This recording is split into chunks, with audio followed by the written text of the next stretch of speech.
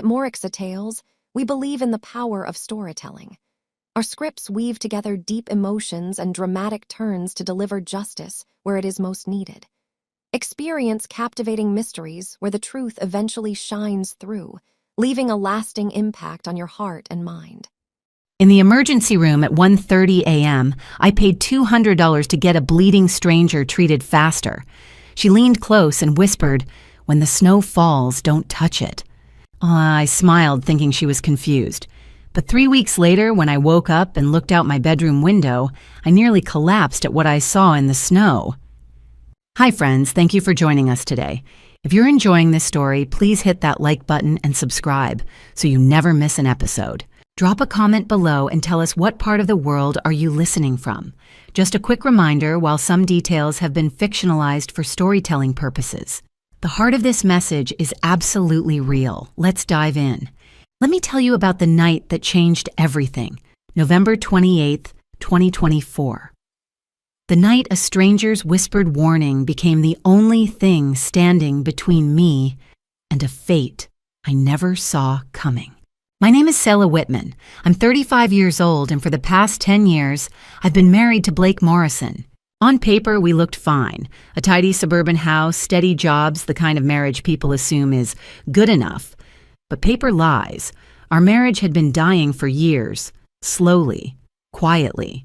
Like a plant you forget to water until one day you notice it's just brown. Blake was a long-haul truck driver, gone for days or weeks at a time. In the beginning, I missed him.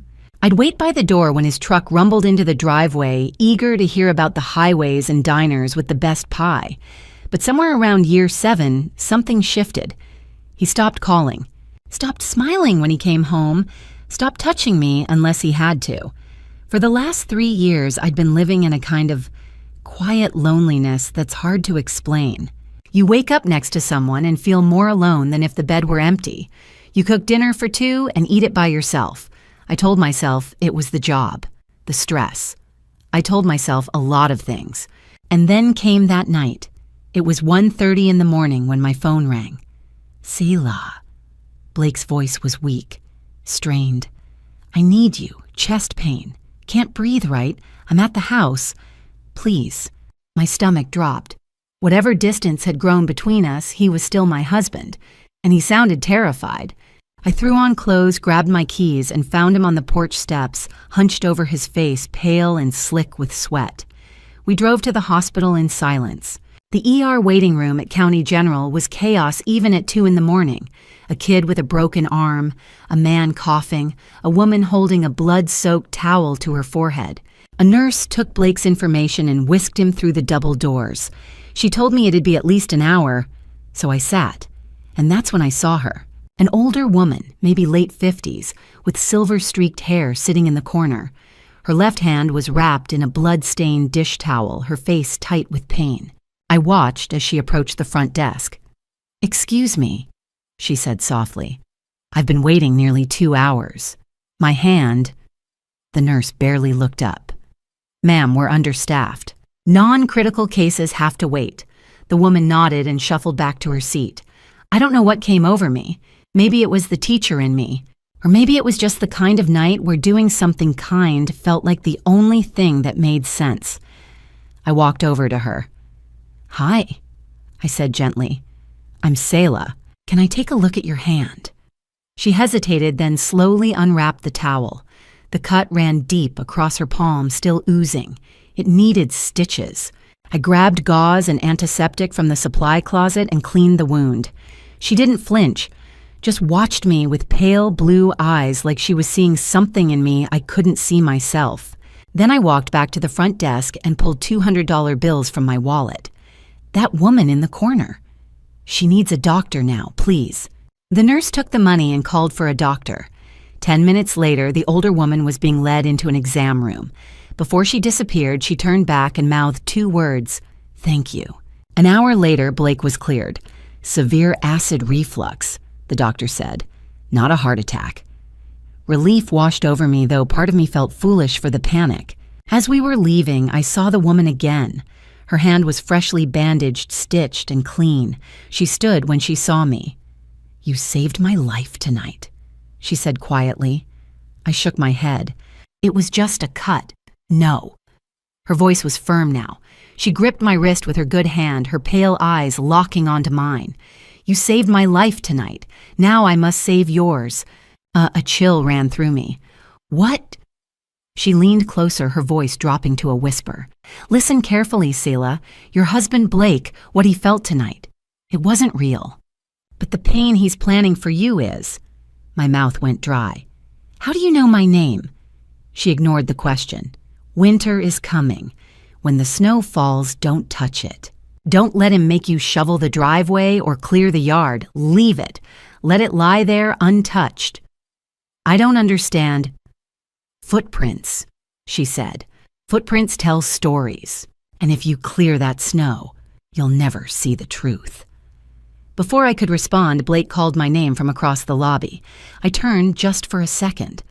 When I looked back, she was gone. The only thing left was a navy blue scarf on the chair where she'd been sitting. Embroidered in the corner in delicate silver thread was a single letter. After the doctor stitched Calliope's wound, she returned to the waiting area. I was still there, sitting in the same plastic chair, waiting for Blake to finish his tests. The ER had quieted down some by then. The man with the cough had been called back. The child with the broken arm was finally asleep in his mother's lap. It was that strange suspended hour of the night, past midnight, but not yet morning, when the world feels like it's holding its breath. Calliope sat down beside me, her freshly bandaged hand resting in her lap. The doctor had given her instructions, a prescription for antibiotics, and a follow-up appointment she'd probably never keep. She was supposed to wait for someone to pick her up, but I got the sense she had no one coming, so she stayed. And so did I. Thank you, Calliope said again, her voice soft but steady. For what you did. Not many people would have. I shrugged, uncomfortable under the weight of her gratitude. It was the right thing to do. She studied me for a long moment, those pale blue eyes seeing more than I wanted them to. Then she asked, so gently it almost didn't sound like a question, How long have you been unhappy, Selah? I froze. What? Your marriage, she said. How long has it been cold? My throat tightened. I thought about lying, but something about the way she looked at me, not with pity but with recognition, made the truth slip out. 3 years, I whispered. Maybe longer. She nodded like she'd expected that answer. And he's gone a lot. Your husband, on the road. Yes, I said. He's a truck driver, long haul. Calliope's expression shifted. Something dark flickered behind her eyes. Grief, maybe, or anger so old it had settled into her bones. Listen to me carefully, Selah. Her voice dropped urgent. You saved my life tonight. Now I need to save yours. A chill crawled up my spine. What are you talking about? She leaned closer. Your husband, Blake. What he felt tonight, that chest pain, the trouble breathing, it wasn't real. I blinked. The doctor said it was acid reflux. I know what the doctor said. Her tone was sharp. But it wasn't an accident, Selah. He faked it. My stomach twisted. Why would he do that? To test you, she said. To see if you'd come. To see if you still cared enough to drop everything and rush him to the hospital in the middle of the night. She paused. And you did. I wanted to argue, but deep down, her words rang true. Blake had been distant for so long, and tonight, for the first time in months, I'd felt needed. What if that had been the point? But why? I asked, barely audible. Calliope's expression softened, but the sadness in her eyes was unbearable. Because the pain he's planning for you is real, she said, and he needed to know you'd still show up when he called. My hands shook. I don't understand. You will, she said. Soon. But right now, I need you to listen. Winter is coming. When the snow falls, when it covers your yard, your driveway, don't touch it. I stared at her. Don't touch the snow. Don't shovel it. Don't clear it. Don't let him convince you to clean anything. Her grip tightened on the armrest. Leave it. Let it lie there untouched, no matter what he says. Why? Footprints, she interrupted. Footprints tell stories, Selah, and if you clear that snow, you'll never see the truth. The truth about what? She didn't answer right away. Instead, she reached into her coat pocket and pulled out a folded scarf, navy blue soft wool with silver embroidery along one edge. She pressed it into my hands. "He's going to have visitors," she said quietly. "People you don't know. They'll come at night when you're supposed to be asleep, and if there's snow on the ground, you'll see their footprints. You'll see where they went, what they were looking at. Who are these people?" "I can't tell you that yet," she said. "But you'll know when the time comes. Just promise me, Selah. Promise me you won't touch that snow." I looked down at the scarf. The embroidery was beautiful vines and flowers in silver thread, and in the corner, so small I almost missed, it was a single letter. "I don't understand any of this," I whispered. Calliope's hand covered mine. "You don't have to understand yet. You just have to trust me. Can you do that?" I met her eyes. There was something desperate and fierce in them. "Okay," I said. "I promise." She exhaled like she'd been holding her breath. "Good. That's good."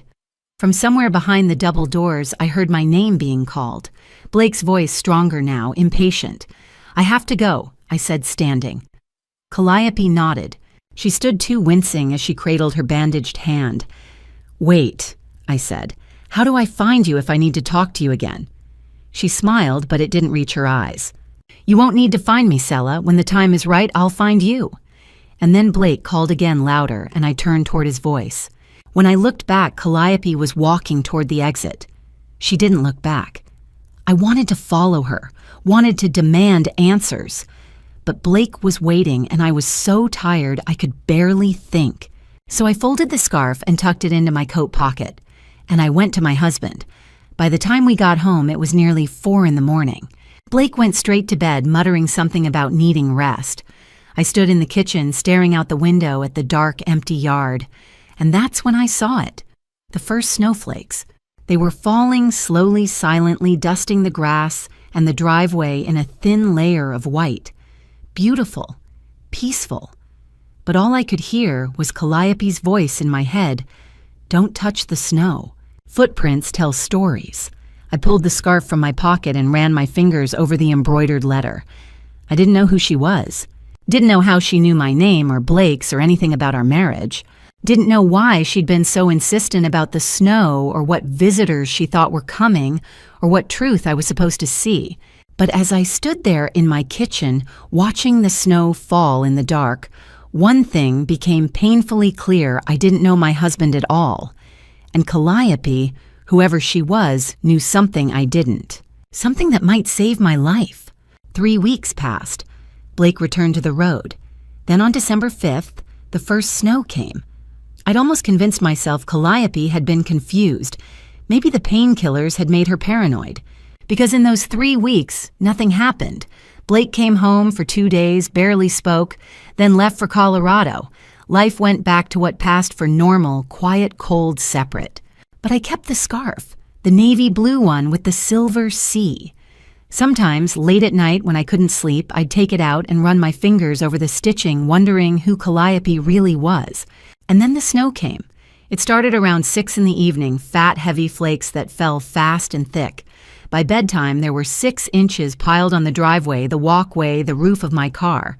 The neighborhood was blanketed in white, silent, and still. It was beautiful, and it terrified me. I woke to my phone buzzing. Blake's name lit up the screen. 7:00 a.m. "Did you see the snow?" His tone was clipped, impatient. I sat up, rubbing my eyes. "Yeah, it's pretty bad." "Clear the driveway. I'm coming home this afternoon. I need to pull the truck in." My stomach tightened. "Blake, it's still snowing." "I don't care. Clear it. Shovels in the garage." Or I heard Calliope's voice as clear as if she were beside me. "When the snow falls, don't touch it." "No," I said quietly. Silence. Then, "What?" "I'm not clearing it. It's too much. You can park on the street." "Selah, just clear the damn driveway." "No." A longer pause. I could feel his anger crackling through the phone. "Fine," he said coldly. "Do whatever you want." He hung up. I sat there staring at my phone, feeling like I'd just crossed some invisible line. but I didn't move. I left the snow exactly where it was, and I waited. The next morning, December 6th, I woke to sunlight streaming through the window. The storm had passed. The sky was bright blue and the world looked pristine, everything buried under thick white. I made coffee and stood at the kitchen window looking at the backyard. The snow was perfect, smooth, undisturbed, except it wasn't. I squinted, leaning closer. There were footprints, large ones, deep ones, leading from the side gate around the perimeter of the house, stopping at every single window. My coffee mug slipped from my hand and shattered. I pulled on my boots and coat and ran outside, my breath coming in panicked bursts. The footprints were everywhere. They started at the gate, which I'd locked, and moved in a deliberate path around the house. Whoever had made them had stopped at the living room window, then the kitchen, then the dining room. At each one, the prints clustered like someone had stood there looking in. Men's size 12 or 13, work boots with deep tread. Someone had been here, in my yard, in the middle of the night, watching me. I pulled out my phone with shaking hands and dialed 911. Officer Raymond Tucker arrived an hour and a half later, a solid man in his early 50s with graying hair and a weathered face.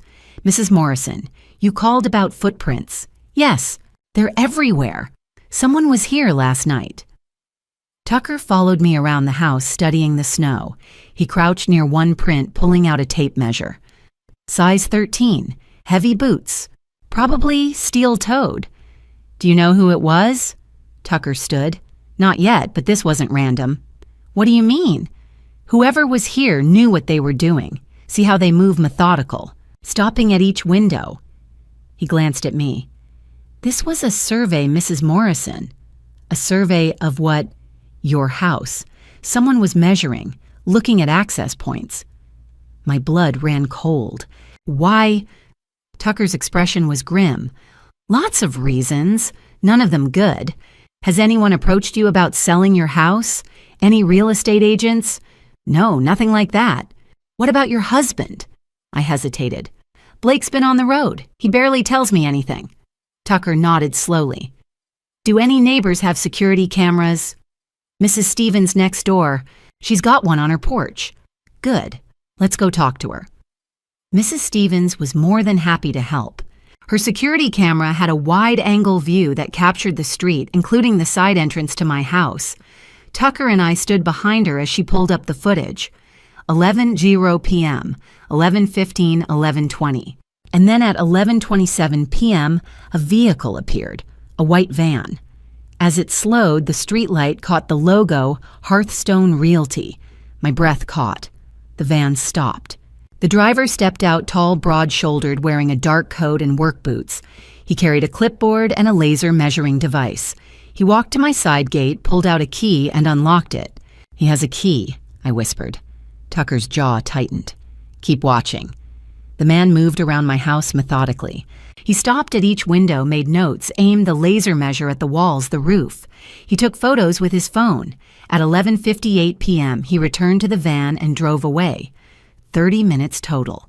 Freeze it when you can see his face, Tucker said. Mrs. Stevens did. The image froze, grainy but clear enough.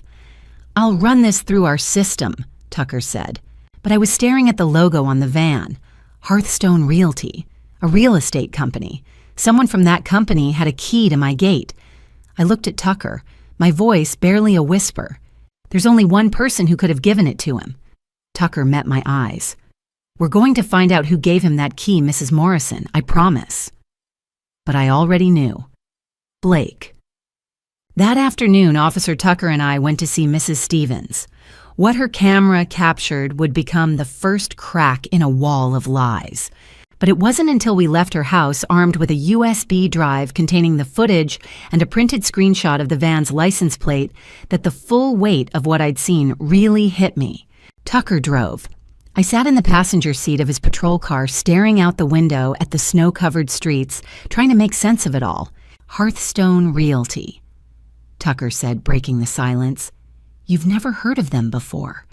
No, I said quietly. Never. And your husband never mentioned selling the house, refinancing, anything like that. I shook my head. We've lived there for 8 years. It was my mother's house. She left it to me when she passed. My voice cracked slightly. Blake doesn't even have his name on the deed. Tucker's jaw tightened. Then we need to find out why someone from a real estate company has a key to your property. 20 minutes later, we pulled up in front of a sleek, modern office building on the edge of downtown. The sign out front read Hearthstone Realty in bold professional lettering, the kind of place that looked trustworthy, respectable. It made my skin crawl. The receptionist looked up as we entered, her bright smile faltering slightly when she saw Tucker's uniform. "Good afternoon," Tucker said, flashing his badge. "We need to speak with the director. It's regarding an active investigation." The receptionist's smile disappeared entirely. "Of course. Let me get Mr. Bradley." She disappeared down a hallway, heels clicking on the polished tile floor. I stood there, arms crossed tightly over my chest, trying to steady my breathing. My hands were shaking. Everything felt surreal, like I'd stepped into someone else's nightmare. A moment later, a man appeared. Kenneth Bradley. Early 40s, clean-cut, wearing a tailored suit and an easy practice smile. The kind of man who'd spent years perfecting the art of looking trustworthy. "Officer," he said, extending a hand. "Kenneth Bradley. How can I help you?" Tucker didn't shake his hand. Instead, he pulled out his phone and showed Bradley the screenshot from Mrs. Stevens' camera, the white van with the Hearthstone logo parked in front of my house. "This is one of your vehicles," Tucker said. It wasn't a question. Bradley leaned in, squinting at the screen. "Yes, that's one of ours." "Who was driving it last night around 11:30 p.m.? Bradley hesitated, his smile faltering. "I'd have to check our logs." "Jeremy Stone," Tucker said flatly. "He works for you, correct?" Bradley's expression shifted, still polite but guarded now. "Yes, Jeremy is one of our appraisers." "And why was he at this address?" Tucker pulled up a photo of my house. "At midnight, with a key to the property." Bradley's face went carefully blank. I'm not sure I understand." "Let me make it simple," Tucker said, his voice cold. "One of your employees unlawfully entered private property in the middle of the night.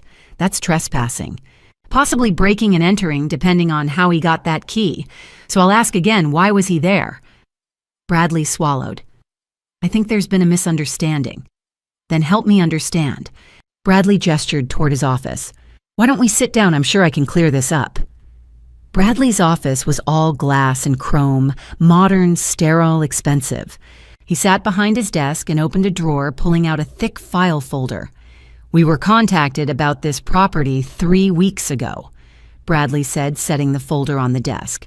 "The owner wanted an appraisal done discreetly, night hours. He said his spouse didn't know yet, and he wanted to get the paperwork in order before discussing it with her." My stomach dropped.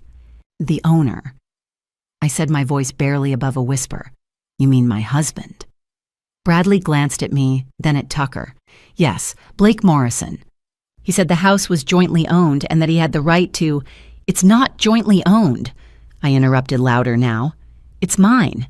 My name is the only one on the deed." Bradley's expression flickered, surprise maybe, or concern. He opened the file and pulled out a document. "He provided a power of attorney," Bradley said, sliding the paper across the desk. "Signed by Sella Whitman Morrison. It grants him full authority to act on your behalf in all real estate matters." I stared at the document. My name was typed neatly at the top. The language was formal, legal, ironclad, and at the bottom, beside a notary stamp, was a signature. It looked like mine. The loops, the slant, the way the S curled. But it wasn't. "This is a forgery," I said, my voice shaking. Bradley's eyes widened. "I'm sorry, what?" "That's not my signature." I looked at Tucker. "I never signed this. I didn't even know it existed until right now." Tucker took the document, studying it closely. Then he looked at Bradley. "Do you have any other paperwork communication with Mr. Morrison? Anything that shows his intent?" Bradley hesitated, then pulled out several more pages. Emails, a contract, an appraisal report. I scanned them, my hands trembling. The appraisal valued the house at $420,000. The contract was a purchase agreement, a cash buyer closing in 10 days. Sale price $410,000, $10,000 below market value for a fast transaction. And at the bottom of the contract, another signature. Mine. Forged again. He was going to sell my house, I whispered, without telling me. Bradley looked genuinely shaken now. Mrs. Morrison, I swear I had no idea. Save it, Tucker said sharply. He turned to me. Do you want to press charges? Yes, I said immediately. For fraud, for forgery, for everything. Tucker nodded and began gathering the documents. Mr. Bradley, I'm seizing these as evidence in a criminal investigation. You and your company will need to cooperate fully or you'll be facing charges as well. Bradley went pale. Of course. Whatever you need. Tucker looked at me. Let's go. I didn't remember walking out of that office. Didn't remember getting back into Tucker's patrol car. All I could think about was the contract, the forged signature, the sale closing in 10 days. Blake had been planning this for weeks. He'd contacted Hearthstone Realty, forged my signature, arranged an appraisal in the middle of the night, found a buyer willing to pay cash, no questions asked. And if I hadn't refused to shovel that snow if I'd cleared the driveway like he'd asked, I never would have seen the footprints, never would have called the police, never would have known until it was too late. Are you okay? Tucker asked gently. I looked at him, tears burning in my eyes. My husband tried to steal my house, I said, my voice breaking. The house my mother left me, the only thing I have that's really mine. Tucker's expression was grim. We're going to stop him, Mrs. Morrison. I promise you that. But all I could think was, why? Why would Blake do this? Was it just money? Was he in trouble? And if he was willing to forge my signature, to steal my home out from under me, how far was he willing to go? The next morning, I sat across from Detective Nicole Barrett in a windowless interrogation room at the police station. She laid out Blake's plan, and it was worse than I'd imagined. Barrett was in her early 40s, sharp-eyed and no-nonsense, with dark hair pulled back in a tight bun, and the kind of calm, steady presence that made you believe she'd seen it all. She specialized in fraud cases, Officer Tucker had told me. If anyone could make sense of this mess, it was her. She spread a series of documents across the table between us, printouts, bank records, emails Blake had sent to Hearthstone Realty. Your husband has been planning this for at least 3 weeks, Barrett said, tapping one of the emails. He contacted Hearthstone on November 14th, told them he wanted a discreet appraisal and a fast sale. Cash buyer, no contingencies, closing within 10 days of listing. I stared at the email. Blake's name at the top. His words cold and calculated. Why? I asked, my voice hoarse. Why would he do this? Barrett met my eyes. Gambling debts. The room tilted. What?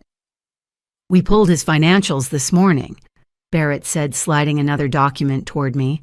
Your husband owes approximately $180,000 to a network of underground bookies, sports betting, poker, high-stakes games. It's been accumulating for years, but it accelerated sharply in the last 18 months. I couldn't breathe. $180,000. He's been paying them in installments, Barrett continued. But 2 months ago, he missed a payment, then another. They gave him a final deadline, January 15th. Pay in full or... She paused.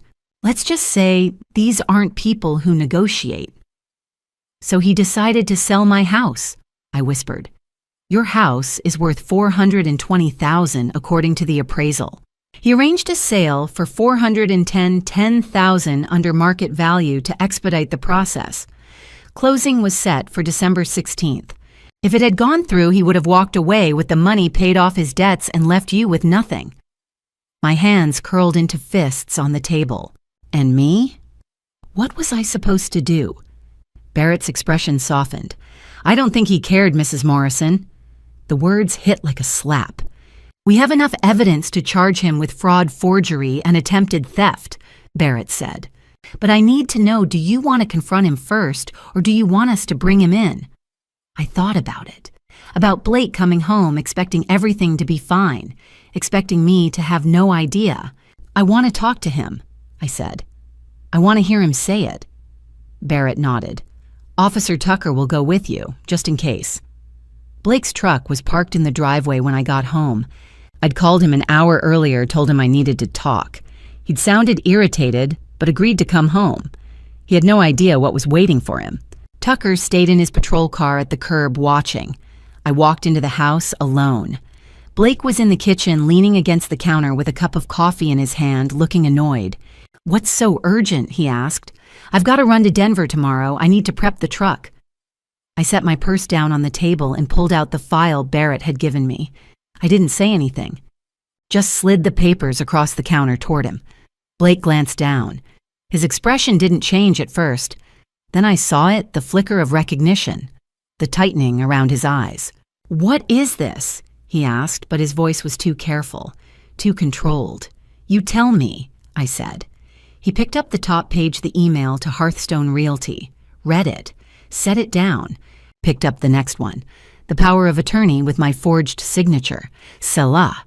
"You forged my signature," I said, my voice shaking. "You tried to sell my house without telling me." "I can explain." "Explain." I stepped closer, my hands trembling with rage. "You were going to steal everything my mother left me. The only thing I have that's really mine. And you were just going to take it and leave." "I wasn't going to leave," Blake said quickly. "I was going to split the money with you. We could have started over somewhere." "Don't lie to me," I shouted. "The closing was in 9 days, Blake. 9 days, and you never said a word." His jaw tightened. "Because I knew you'd react like this." "React like what?" "Like someone whose husband committed fraud. I didn't have a choice." Blake slammed his coffee mug down on the counter, the sound cracking through the kitchen. "I owe people, Selah. Dangerous people. They're not going to wait. They're not going to negotiate. If I don't pay them by January 15th, they're going to..." He stopped himself. "They're going to what?" I asked, my voice cold. Blake looked away. "It doesn't matter. I had to fix it. By stealing from me. By using what we had," he shot back. "That house is just sitting there, Selah. We don't need all that space. We could have downsized, paid off the debt, had money left over." "It's not ours," I said, my voice breaking. "It's mine. My mother left it to me, not you. You're not even on the deed." Blake's face flushed. "So that's it. You're going to throw that in my face after 10 years of marriage. You forged my signature, Blake. You tried to sell my house out from under me. What am I supposed to say?" He stared at me, his expression shifting between anger and something that almost looked like desperation. "I didn't know what else to do," he said quietly. "I'm drowning, Selah. I've been drowning for months and you didn't even notice." "Because you lied to me," I said. "About everything, the money, the debts, the late nights, all of it." Blake didn't answer. I took a breath, steadying myself. "Get out," he blinked. "What, get out of my house?" I said. "Now." "Selah, come on." I said get out. My voice was steel now. "Take your things and leave. If you're still here in 10 minutes, I'm calling the police. And trust me, Blake, they're already waiting." His face went pale. He looked toward the window where Tucker's patrol car was still parked at the curb. "You called the cops on me." His voice was incredulous. "You committed fraud," I said. "What did you expect?" For a moment, I thought he might argue, might try to apologize or beg or make promises he couldn't keep, but he didn't. He just grabbed his coat and his keys and walked out the door without another word. I stood there in the kitchen listening to his truck start up, listening to the sound of it pulling out of the driveway and disappearing down the street, and then I sank into a chair and let myself cry. 10 minutes later, my phone rang. I didn't recognize the number. I almost didn't answer, but something made me pick up. "Hello." "Selah." I froze. It was her, Calliope. "We need to talk," she said, her voice urgent. "Tonight. Meet me at Sterling Park, 8 o'clock. "How did you..." I started, but she cut me off. "Just come," she said. "There's something you need to know. About Blake. About what he's planning next." "What do you mean, what he's planning?" But the line had already gone dead. I stared at my phone, my heart pounding. How did she know my name? How did she know what had just happened? And what the hell did she mean? What Blake's planning next? That night, I drove to Sterling Park. The woman who had saved my life was about to reveal a truth that would change everything. The park was nearly empty at 8 o'clock, just a few dog walkers finishing their evening routines, and a couple sitting on a bench near the pond. The temperature had dropped into the 20s, and my breath came out in visible puffs as I walked along the path toward the old oak tree where Calliope had said she'd be waiting. She was there, sitting on a weathered wooden bench, her hands folded in her lap, that same navy scarf wrapped around her neck, the one she'd given me, or one like it. She looked up as I approached, and I saw the exhaustion in her face, the kind that comes from carrying something heavy for far too long. "Selah," she said quietly. "Thank you for coming." I sat down beside her, my heart pounding. "How do you know my name? How did you know what happened today with Blake?" Calliope didn't answer right away. She just reached into her coat pocket and pulled out a thick brown envelope, weathered and creased at the edges, like it had been opened and closed 1,000 times. "Before I answer your questions," she said, "I need to show you something." She handed me the envelope. I hesitated, then opened it. Inside were photographs, old ones printed on glossy paper, the kind people used to get developed at drugstores before everything went digital. The first photo showed a woman young, maybe early 30s, with long, dark hair and a bright, easy smile. She was standing in front of a Christmas tree, holding a mug of cocoa, wearing an oversized sweater. She looked happy, loved. Her name was Melissa. Calliope said softly, "Melissa Monroe, my daughter." I looked up confused. "I don't understand. What does your daughter have to do with Blake Morrison was married before he married you?" Calliope said, her voice steady but cold. "To her. To Melissa." The world tilted. What? They were married for 5 years. Calliope continued. 2009 to 2014. He was a truck driver then too. Long-haul routes. Gone for weeks at a time. Just like he is with you. I stared at the photo, my hands shaking. The woman in the picture looked so young. So alive. "What happened to her?" I whispered. Calliope reached into the envelope and pulled out another document. A death certificate. Name Melissa Ann Monroe. Date of passing. May 18th, 2014, cause accidental drowning location, residential bathtub. I read it twice. 3 times. The words didn't make sense. "She drowned," I said, "in a bathtub." "That's what the police said," Calliope replied, her voice tight. "Accidental. They said she must have slipped, hit her head, lost consciousness." She paused, but my daughter was terrified of deep water Selah. She never took baths, only showers, always. I looked at her, and I saw it, the grief, the rage, the certainty that had kept her going for 10 years. "You think Blake—" "I don't think," Calliope said firmly. "I know." She pulled out another paper, a life insurance policy. Policyholder Melissa Ann Monroe. Beneficiary Blake Morrison. Payout amount $250,000. He took out that policy on her 6 months before she passed, Calliope said. Told her it was for security, in case something happened to either of them. Her voice cracked. And then 6 months later, she was gone, and he collected every penny. I felt sick. The police investigated for about 2 weeks, Calliope said bitterly. No signs of struggle, no forced entry. Blake had an alibi. He was on the road hours away when it happened. They ruled it accidental and closed the case. But you didn't believe them. I knew my daughter, Calliope said. She called me 3 days before she passed. She was scared. She said Blake had been acting strange, distant, cold. She'd found papers, financial records, and she was starting to ask questions about where their money was going. She looked at me. I told her to leave him, to come stay with me, but she said she needed more time. She wanted to be sure. Her voice broke, and then she was gone. I sat there staring at the photos, the death certificate, the insurance policy, trying to process what I was hearing. I spent the next 10 years looking for him, Calliope said. After Melissa passed, Blake disappeared. took the insurance money and vanished, changed states, cut off contact with everyone who knew him. I hired private investigators, searched records, followed every lead. She met my eyes, and then 6 months ago I found him. Here, with you. How? I asked, my voice barely audible. I've been watching, she said simply. I saw the way he treated you, the way he was never home, the way you looked lonely, tired, trapped, and I recognized the pattern. The ER, I whispered. You planned that. You hurt yourself so I'd help you. Calliope nodded.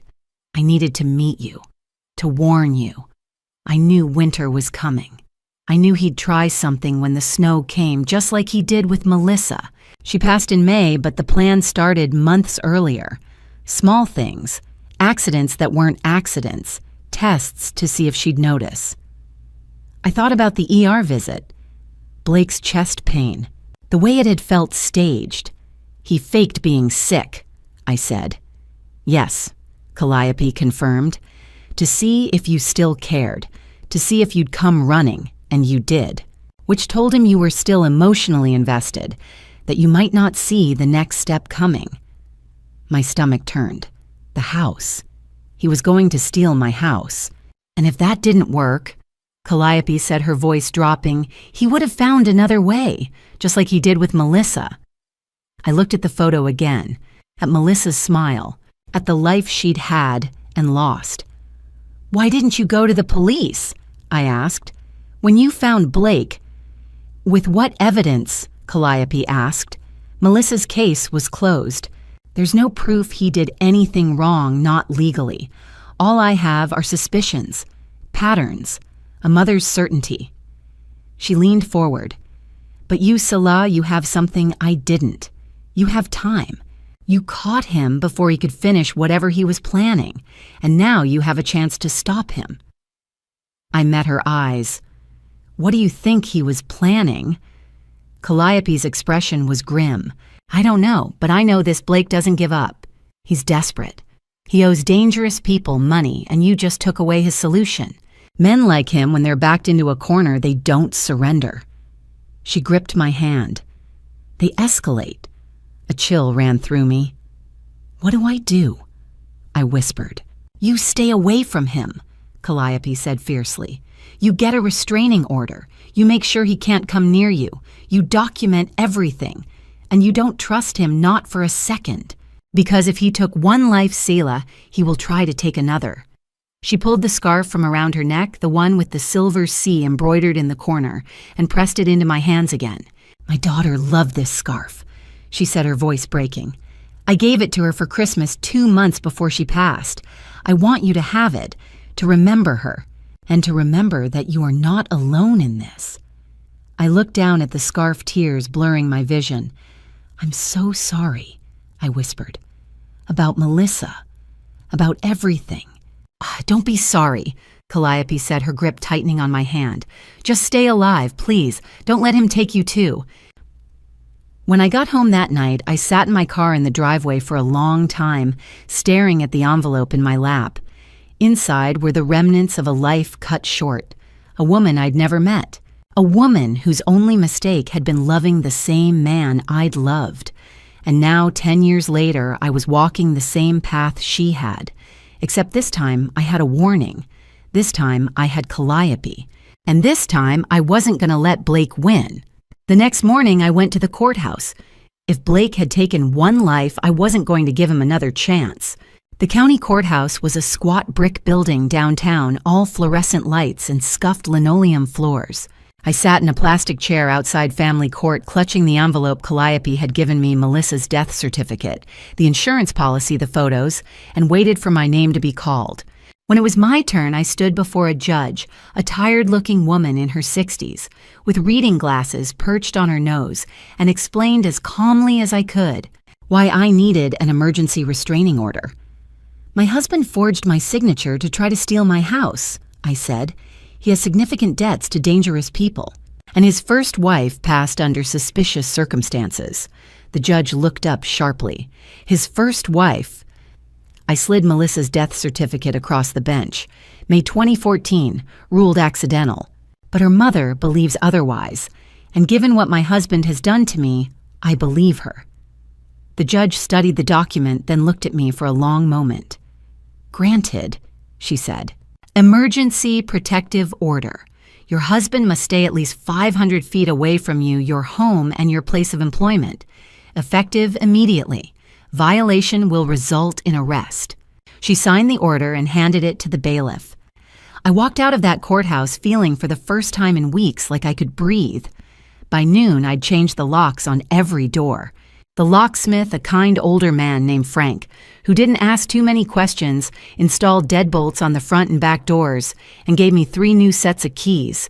I kept one, gave one to Officer Tucker, and hid the third in a lockbox only I knew about. Then I called a security company and had cameras installed.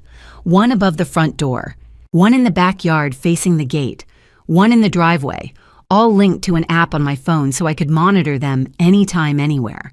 I notified the school where I taught, giving the front office a copy of the restraining order and a photo of Blake. If he shows up, I told the principal, call the police immediately. She promised she would.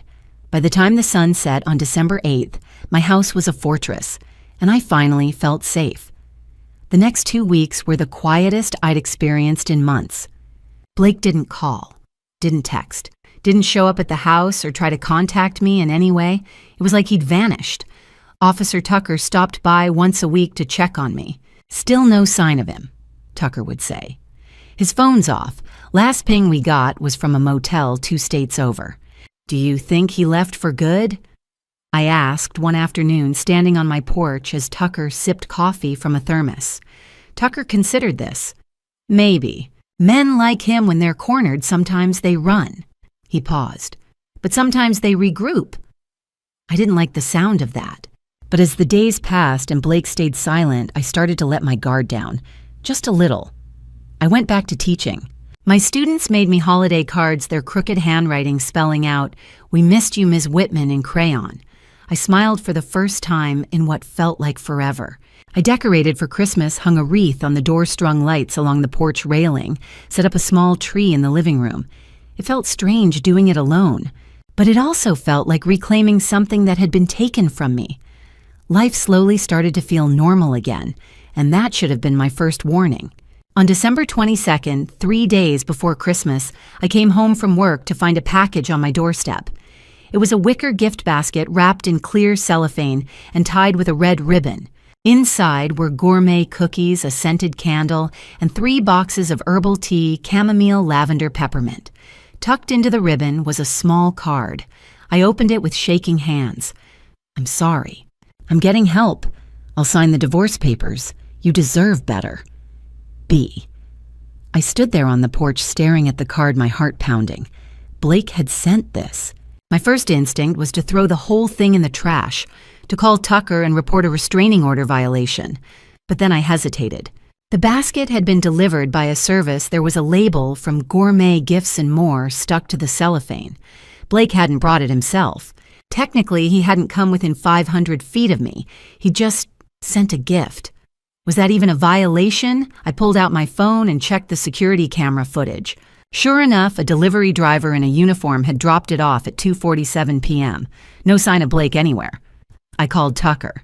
It's not technically a violation, Tucker said after I explained. He didn't come to your house. He used a third party.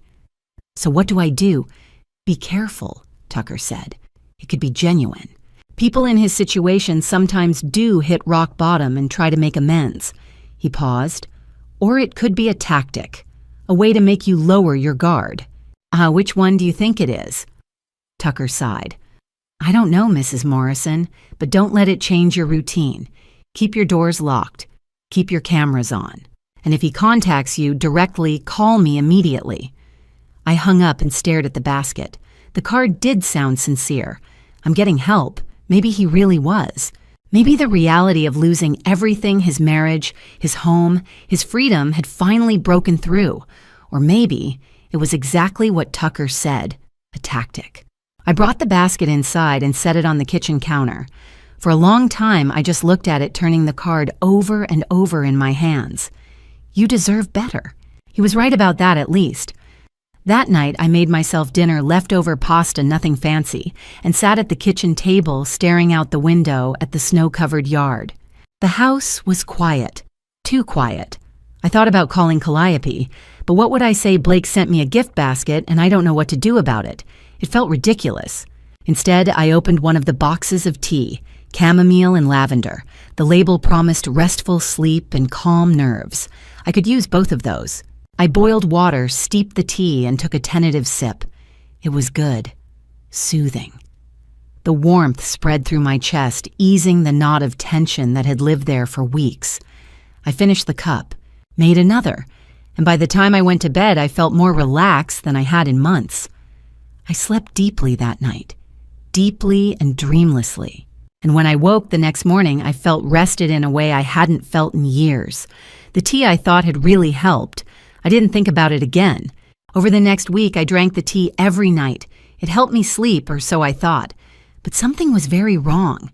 At first, I didn't notice. I just thought I was catching up on rest. After weeks of stress, Blake's betrayal, the restraining order, the constant vigilance, my body finally felt like it was letting go. The tea soothed me, warmed me, made the world feel softer around the edges. But by the third night, things started to feel off. December 23rd. I woke up at noon. I never slept past 8, even on weekends. But that morning, my alarm went off at 7, and I reached over to silence it, intending to get up. And then, nothing. The next thing I knew, sunlight was streaming through the window, and it was 5 hours later. I sat up, disoriented, my head heavy and foggy. Just tired, I told myself. It's been a rough few weeks. That night, I drank another cup of tea before bed. December 24th, Christmas Eve. I woke up dizzy. Not the kind of dizziness you get from standing up too fast. This was deeper. Like the room was tilting slightly and my brain couldn't quite catch up. I held onto the kitchen counter while making coffee, blinking hard, trying to clear my vision. At school, I had to sit down twice during my lessons. The kids asked if I was okay. Just a little under the weather, I said, forcing a smile. But I wasn't under the weather. I felt disconnected, like I was watching myself from a distance. That night, I drank the tea again, because it was the only thing that made me feel calm. December 26th. I found a bruise on my arm, a big one, dark purple the size of a quarter just above my elbow. I stared at it in the bathroom mirror, trying to remember how I'd gotten it. Had I bumped into something, knocked my arm against a door frame, I couldn't remember, and that scared me more than the bruise itself. December 27th. I forgot where I parked my car. I stood in the school parking lot for 10 minutes, searching, my heart pounding, convinced someone had stolen it. Then I found it 3 rows over from where I thought I'd left it. I sat in the driver's seat, gripping the steering wheel, and tried to remember parking there. Nothing. That afternoon, I spilled a glass of water and watched it spread across the table, my hands shaking too badly to clean it up. Something was wrong. Really wrong. But I still didn't connect it to the tea. December 28th. I could barely get out of bed. My limbs felt like they were made of lead. My head pounded. My mouth was dry no matter how much water I drank. I called in sick to work something I never did and spent the morning lying on the couch staring at the ceiling, trying to will my body to feel normal again. Around 2 in the afternoon, my phone rang. Calliope. I almost didn't answer. But something about the urgency of the ringtone made me pick up. Selah? Her voice was sharp, frightened. Have you been drinking anything Blake sent you? I blinked, my brain moving too slowly. What? The gift basket, she said. The tea. Have you been drinking it? Yes. Why? Stop. Her voice cracked. Stop right now. Don't drink another drop. I'm coming over and I'm bringing someone who can test it. Test it. I sat up, my heart starting to race. Calliope, what are you talking about? Just don't drink it, she said. I'll be there in 20 minutes. The line went dead. I stared at my phone, then looked across the room at the kitchen counter where the 3 boxes of tea sat in a neat row. Chamomile, lavender, peppermint. It's just tea, I thought. But my hands were shaking. Calliope arrived with a woman I'd never met. "This is Ruth Parker," Calliope said as they stepped into my kitchen. "She's a pharmacist and a friend."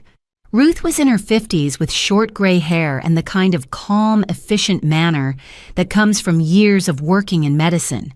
She set a small black case on my kitchen table and opened it, revealing what looked like test strips and small vials. "May I?" Ruth asked, gesturing to the tea boxes. I nodded, too confused to do anything else. Ruth opened one of the boxes, chamomile and lavender, and pulled out a tea bag. She tore it open, carefully emptying the contents into a small glass dish. Then she added a few drops of liquid from one of the vials and waited. 30 seconds later, the liquid turned bright blue. Ruth's expression darkened. "Zolpidem," she said quietly. "What?" I whispered. "Zolpidem," Ruth repeated. "It's a prescription sedative, commonly sold under the brand name Ambien." My stomach dropped. "How much?" Calliope asked, her voice tight. Ruth used a small measuring tool, working quickly. "Based on this concentration, I'd estimate 20 to 30 milligrams per tea bag." "Is that a lot?" I asked, my voice shaking. Ruth met my eyes. "A normal prescription dose is 5 to 10 milligrams. What you've been drinking is 2 to 3 times that, every night." The room tilted. "If you'd kept drinking this," Ruth continued, her tone professional but urgent, "you'd be at serious risk for respiratory depression coma, or worse, especially if you'd consumed alcohol or taken any other medications." I thought about the bruises, the memory gaps, the way I'd slept for 10 hours and still felt exhausted. "He poisoned me," I whispered. "Yes," Calliope said, her voice hard. "He did." I looked at her, and I saw it in her face, the recognition, the grief. "He did this to Melissa, didn't he?" I asked. Calliope nodded slowly. "Sleeping pills first. She told me she'd been feeling strange, dizzy, tired all the time. She thought she was getting sick." Her voice broke. "And then, the bathtub. I felt like I was going to be sick. Blake had been drugging me for days, making me weak, disoriented, vulnerable. And if Calliope hadn't called, if she hadn't recognized the pattern, I need to call the police," I said, standing up too fast. The room spun, and Ruth caught my arm. "Easy," she said. "The sedative is still in your system. Sit down." I sank back into the chair and pulled out my phone with shaking hands. I called Detective Barrett. She answered on the second ring. "Mrs. Morrison." "He tried to poison me," I said, my voice breaking. "Blake, he put sleeping pills in the tea he sent. Ruth Parker just tested it. It's Zolpidem, dangerous doses." There was a beat of silence. "I'm on my way," Barrett said. "Don't touch anything. We'll need the tea as evidence." She hung up. I sat there staring at the tea boxes on my counter, the cheerful packaging, the promises of restful sleep and calm nerves, and I thought about how close I'd come, how close Blake had come to succeeding. Calliope sat down beside me and took my hand. "You're safe now," she said quietly. "We stopped him." But as I looked at the 3 boxes of poisoned tea, I couldn't help but wonder, had Blake had tried to steal my house? When that failed, he'd tried to drug me. And if Calliope was right, if this was the same pattern he'd used with Melissa, then the next step would be worse. Much worse. But would the police be able to stop him before he tried again? The next morning, I sat in Detective Barrett's office with evidence of attempted harm. But the law I was learning wasn't as simple as I'd hoped. Barrett leaned back in her chair, a file folder open in front of her. Inside were Ruth Parker's field test results, photos of the tea boxes, and my statement from the night before. "The Zolpidem is confirmed," Barrett said. 20 to 30 milligrams per tea bag. Dangerous levels. If you'd continued drinking it..." She trailed off, but I knew what she wasn't saying. "So we can arrest him," I said. "Right." Barrett's expression tightened. "It's not that simple." "What do you mean?" She tapped the file. "Blake sent the gift basket through a third-party delivery service. He never touched it himself. There's no physical evidence linking him directly to the tea." My stomach sank. But who else would have? I know, Barrett said gently, and I believe you. But in court, Blake's defense attorney will argue that anyone could have tampered with that tea. The delivery driver, someone at the company, even someone with a grudge against Blake trying to frame him. That's insane, I said, my voice rising. He's the only one with motive. He owes $180,000 to dangerous people. He tried to steal my house, and when that didn't work, he tried to... I couldn't finish the sentence. I know, Barrett said. But legally, we need more than motive. We need proof of opportunity. Proof that Blake personally had access to that tea and added the pills himself. And we don't have that. No, Barrett admitted. We don't. I stared at her, feeling the weight of it settle over me. Blake had tried to poison me. We had the evidence. But the law, the system designed to protect people like me, couldn't touch him. So what do? I whispered. Just wait for him to try again. Barrett met my eyes. There might be another way. Before she could explain, the door to her office opened and Calliope walked in. I'd called her that morning, told her what Barrett had said. She'd insisted on coming. I heard, Calliope said, her voice tight. The law can't stop him. Not with what we have now, Barrett said carefully. Calliope sat down beside me, her jaw set. Then we make him show his hand. Barrett raised an eyebrow. What do you mean? Blake is desperate, Calliope said. His deadline with those loan sharks is January 15th. That's 2 weeks away. He's tried fraud. He's tried poisoning. Both failed. So what does a desperate man do when he's out of options? The room went silent. He escalates, I whispered. Exactly, Calliope said. And if we give him the opportunity, the right conditions, he'll try again. And this time we'll be ready. Barrett leaned forward. You're talking about setting a trap. I'm talking about catching him in the act, Calliope said. With evidence so clear, no defense attorney can explain it away. I looked between them, my heart pounding. You want me to bait him. I want you to give him an opening, Calliope said. Let him think you're vulnerable, alone, that the restraining order has made you careless. And we'll be watching, Barrett added. Every second. If he makes a move, we'll have him. I thought about Melissa, about the bathtub, about how close I'd already come. What if he... I couldn't say it. What if he succeeds? He won't, Calliope said, fiercely gripping my hand. Because this time you'll know he's coming, and you won't be alone. I looked at Barrett. What would I have to do? The plan came together quickly. First, we installed hidden cameras throughout my house. 3 of them, 1 in the living room, 1 in the kitchen, 1 in my bedroom. Small wireless motion activated. They fed directly to an app on Barrett's phone, so she and Officer Tucker could monitor everything in real time. If he enters the house, Barrett said as the tech finished installing the last camera, we'll see him and we'll move in immediately. How will he get in? I asked. I changed the locks. Tucker held up a small evidence bag. Inside was a key. We found this in his truck during the fraud investigation. It's a copy of your old house key. He must have made it months ago. A chill ran through me. Blake had been planning this for a long time. We're leaving the back door lock unchanged, Tucker explained. If he tries that key, it'll work. But the cameras will catch him the second he steps inside. Next, we planned the social media post. You need to make it look natural, Barrett said. Like you're moving on with your life. Not like you're baiting him. I nodded and pulled out my phone. My hands were shaking. I typed, staying in tonight. Quiet New Year. Here's to new beginnings. I posted it publicly. Within minutes, it had 15 likes. He'll see it, Calliope said quietly, and he'll know you're home, alone. New Year's Eve arrived cold and clear. I spent the day trying to act normal, baking cookies. I didn't eat, watching movies. I didn't follow, texting friends, cheerful messages I didn't mean. As the sun set, Tucker and Barrett arrived in an unmarked car. They parked 2 blocks away, out of sight, but close enough to respond within seconds. We're online, Barrett said over the phone. I can see all 3 camera feeds. You're going to be okay, Sela, I promise. I wanted to believe her.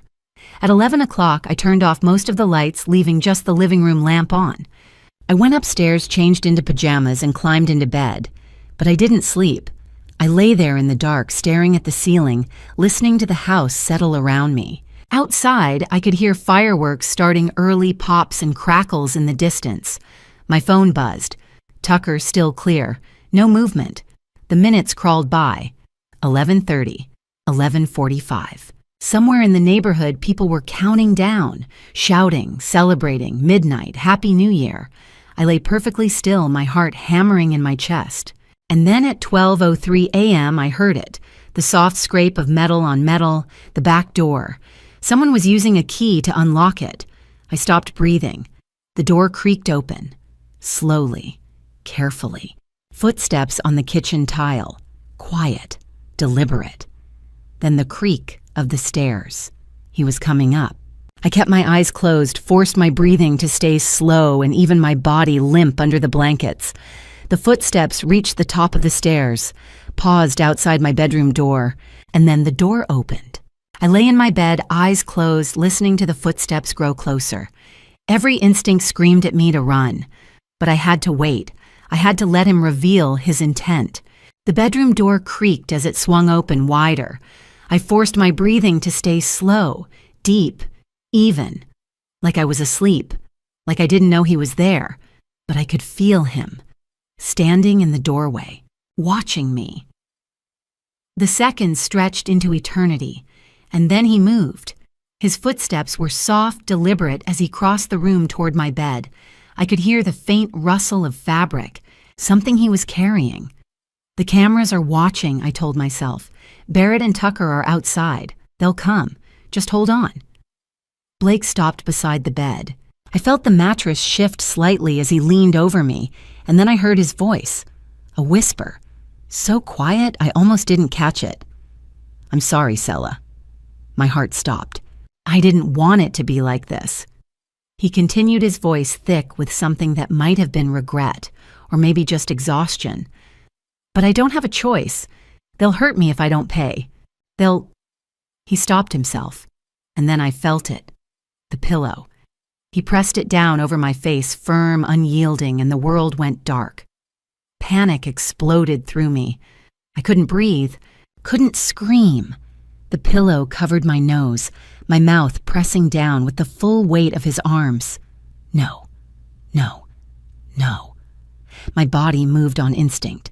I thrashed my hands, flying up to grab his wrists, trying to push him away. I kicked hard, my legs tangling in the blankets as I fought to throw him off balance. But Blake was stronger, heavier. He leaned into the pillow, his breath coming in sharp bursts, and I realized with a sickening clarity that he wasn't going to stop. He was really doing this. I clawed at his arms, my nails digging in, and I heard him grunt in pain. For a moment, the pressure eased just slightly, and I gasped, pulling in a tiny sliver of air. But then he pressed down harder. My lungs screamed. My vision started to blur at the edges, dark spots blooming like ink stains. 20 seconds, maybe 30. It felt like forever. Where are they? Where are Tucker and Barrett? I tried to scream, but the sound came out muffled, strangled. My fists pounded uselessly against Blake's chest, his shoulders, anywhere I could reach. And then crash. The bedroom door exploded open. Police drop it, hands up. The pillow was ripped away and I sucked in a gasping, desperate breath, my lungs burning as air flooded back in. I heard scuffling, shouting. Blake's voice panicked, furious, and then the heavy thud of a body hitting the floor. Get your hands behind your back. Now, she's lying. I said, hands behind your back. I rolled onto my side, coughing, my chest heaving as I tried to get air. My vision swam, but I could make out shapes: Officer Tucker pinning Blake to the floor, Detective Barrett standing over them with her weapon drawn, her face hard as stone. Blake Morrison. Tucker said, his voice cold and clipped as he snapped handcuffs onto Blake's wrists. You're under arrest for attempted assault. You have the right to remain silent. This is insane. Blake shouted, his face pressed against the carpet. She set me up. This whole thing is, anything you say can and will be used against you in a court of law. Tucker continued, ignoring him. Barrett holstered her weapon and moved to the bed, kneeling beside me. Selah, can you breathe? Are you hurt? I nodded, still coughing, my throat raw. I'm okay. Ambulance is on the way, she said gently. Just sit tight. I looked past her toward Blake. He was on his knees now, Tucker hauling him to his feet. His face was flushed, his eyes wild, and when his gaze met mine, there was no apology, no remorse, just cold, calculated anger. You did this, he said, his voice low and venomous.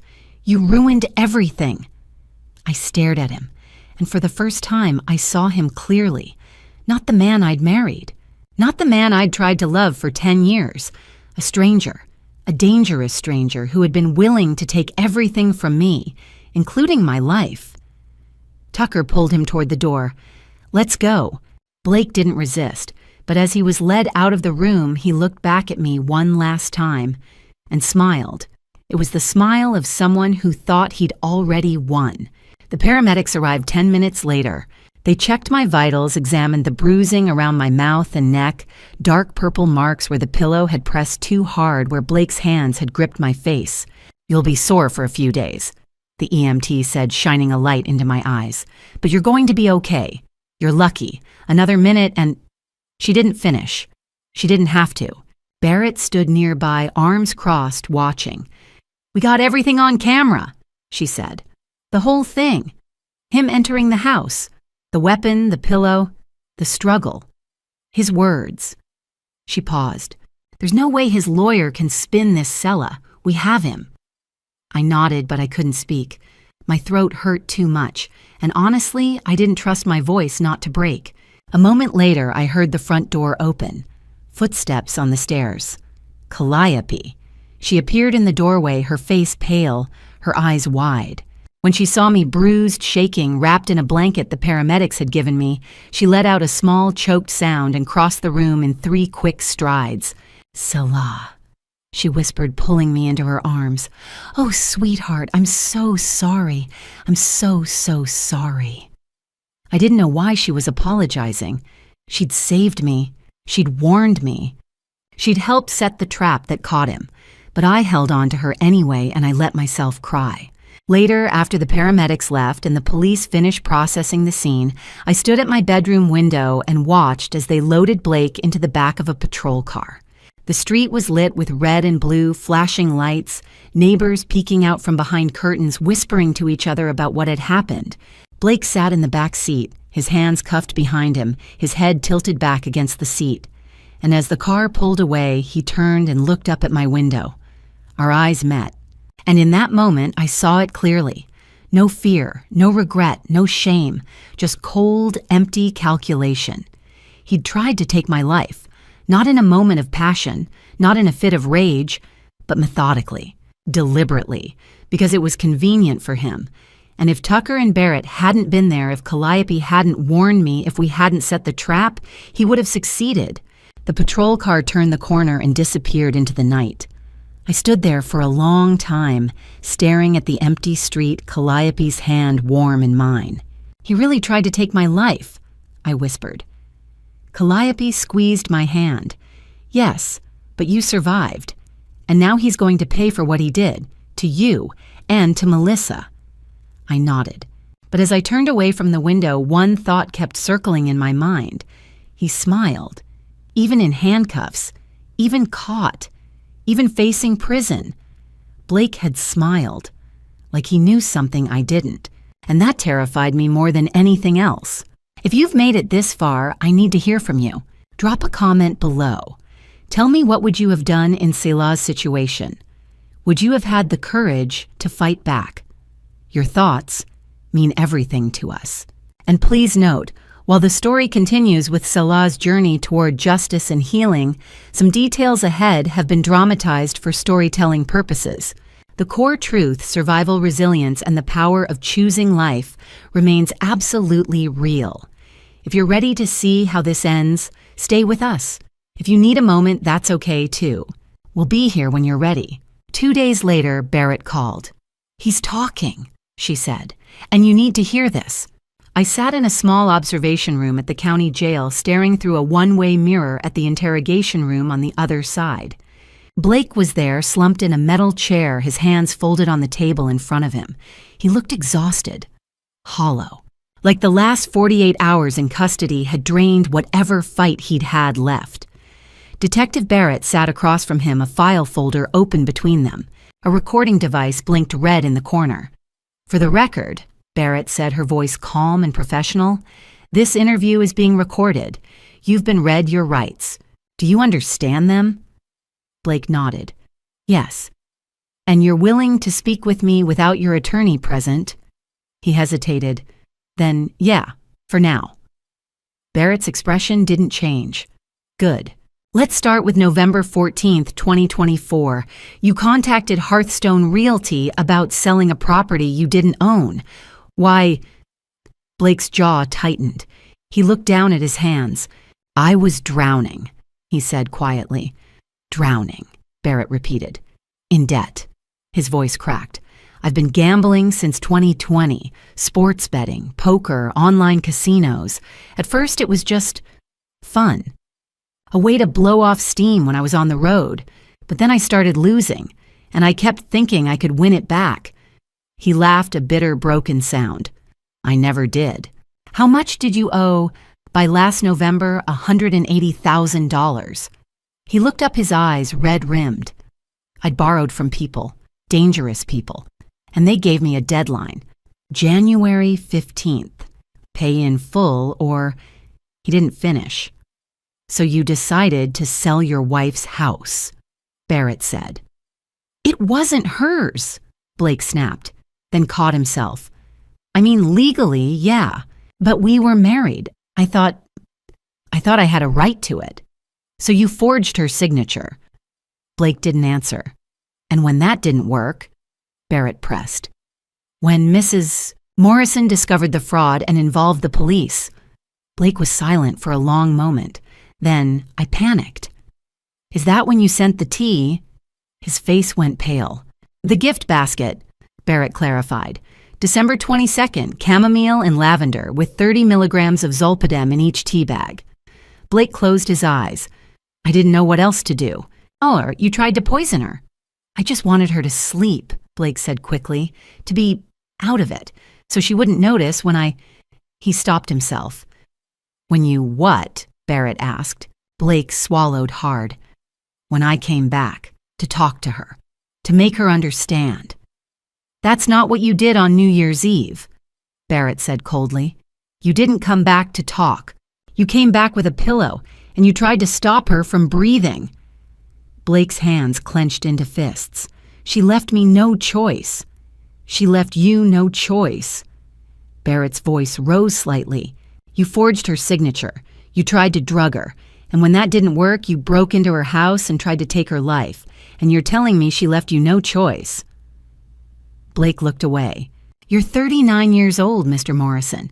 You have 2 hands and a brain. You could have gotten a second job. You could have filed for bankruptcy. You could have gone to the police and asked for help with the people threatening you." Barrett leaned forward. "But instead, you tried to take everything from a woman who loved you, including her life, because it was easier than facing your own failures." Blake said nothing. Barrett let the silence stretch. Then she opened the file folder and pulled out a photograph. She slid it across the table. "Let's talk about Melissa Monroe."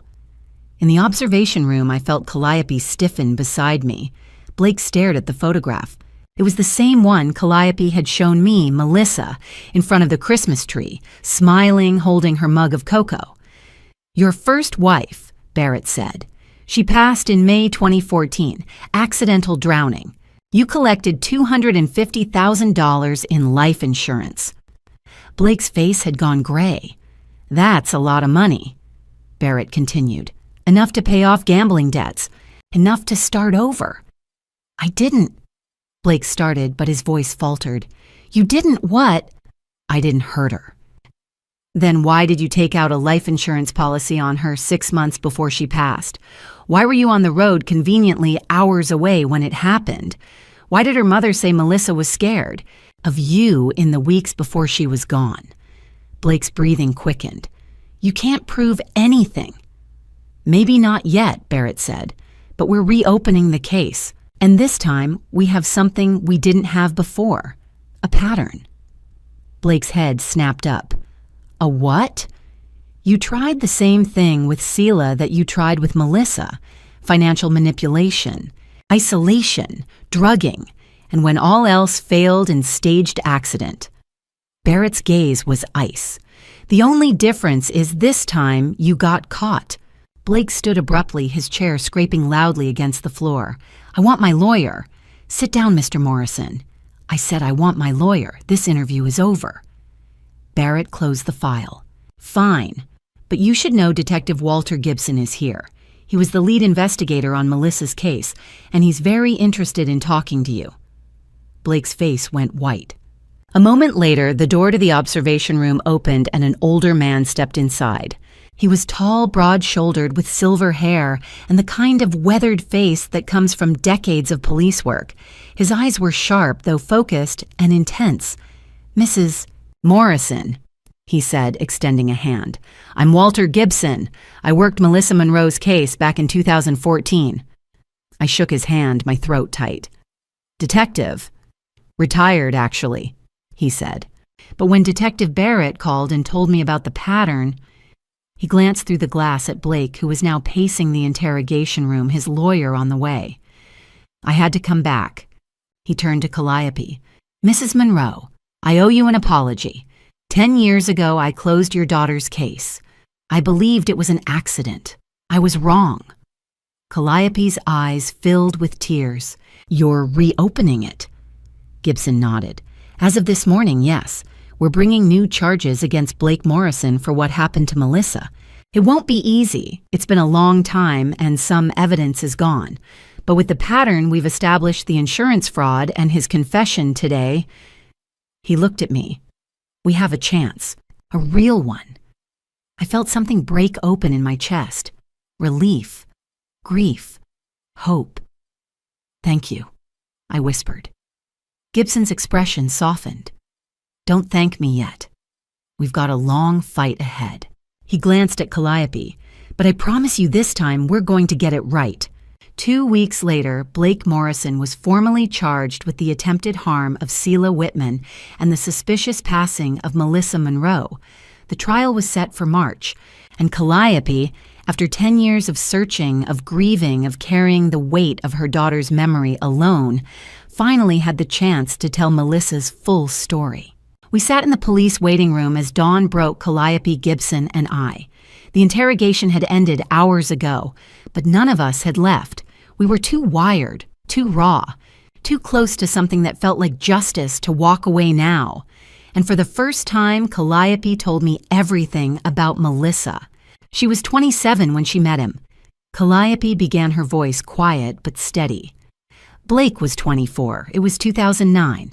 They met at a bar, one of those places with live music and cheap beer. Melissa had just finished her shift at the pharmacy where she worked. She was tired. She almost didn't go out that night. Calliope's hands trembled slightly as she spoke, and I reached over, covering them with mine. But she did, Calliope continued, and Blake was there, charming, funny. He told her he was a truck driver, that he loved the open road, that he wanted a simple life with someone who understood him. She paused. Melissa fell fast. They both did. 8 months later, they were married. I thought about my own story, how Blake had been charming at first, how I'd fallen for the idea of him steady, reliable, uncomplicated, how wrong I'd been. For the first 2 years, they were happy, Calliope said. Blake was on the road a lot, but when he came home, he was attentive, kind. They bought a little house in the suburbs, talked about having kids someday. Melissa thought she'd found her person. Her voice cracked. And then in 2012, things started to change. Calliope took a breath, steadying herself. Melissa called me one afternoon. She was upset. She'd found credit card statements Blake had hidden, charges for online gambling sites, sports betting, poker. He'd racked up $15,000 in debt in 6 months. I felt my stomach twist. The same pattern. She confronted him, Calliope said, and Blake promised to stop. He said it was a phase, that he'd been stressed. Melissa wanted to believe him. So she did. But he didn't stop, I said quietly. No, Calliope confirmed. By 2013, the debts had grown to over $100,000. Blake took out loans, borrowed from people Melissa didn't know. And then in March of that year, he did something that should have been a warning. She pulled a folded paper from her coat pocket. Another insurance policy, Melissa's. He convinced Melissa to sign this, Calliope said, sliding it toward me. $250,000.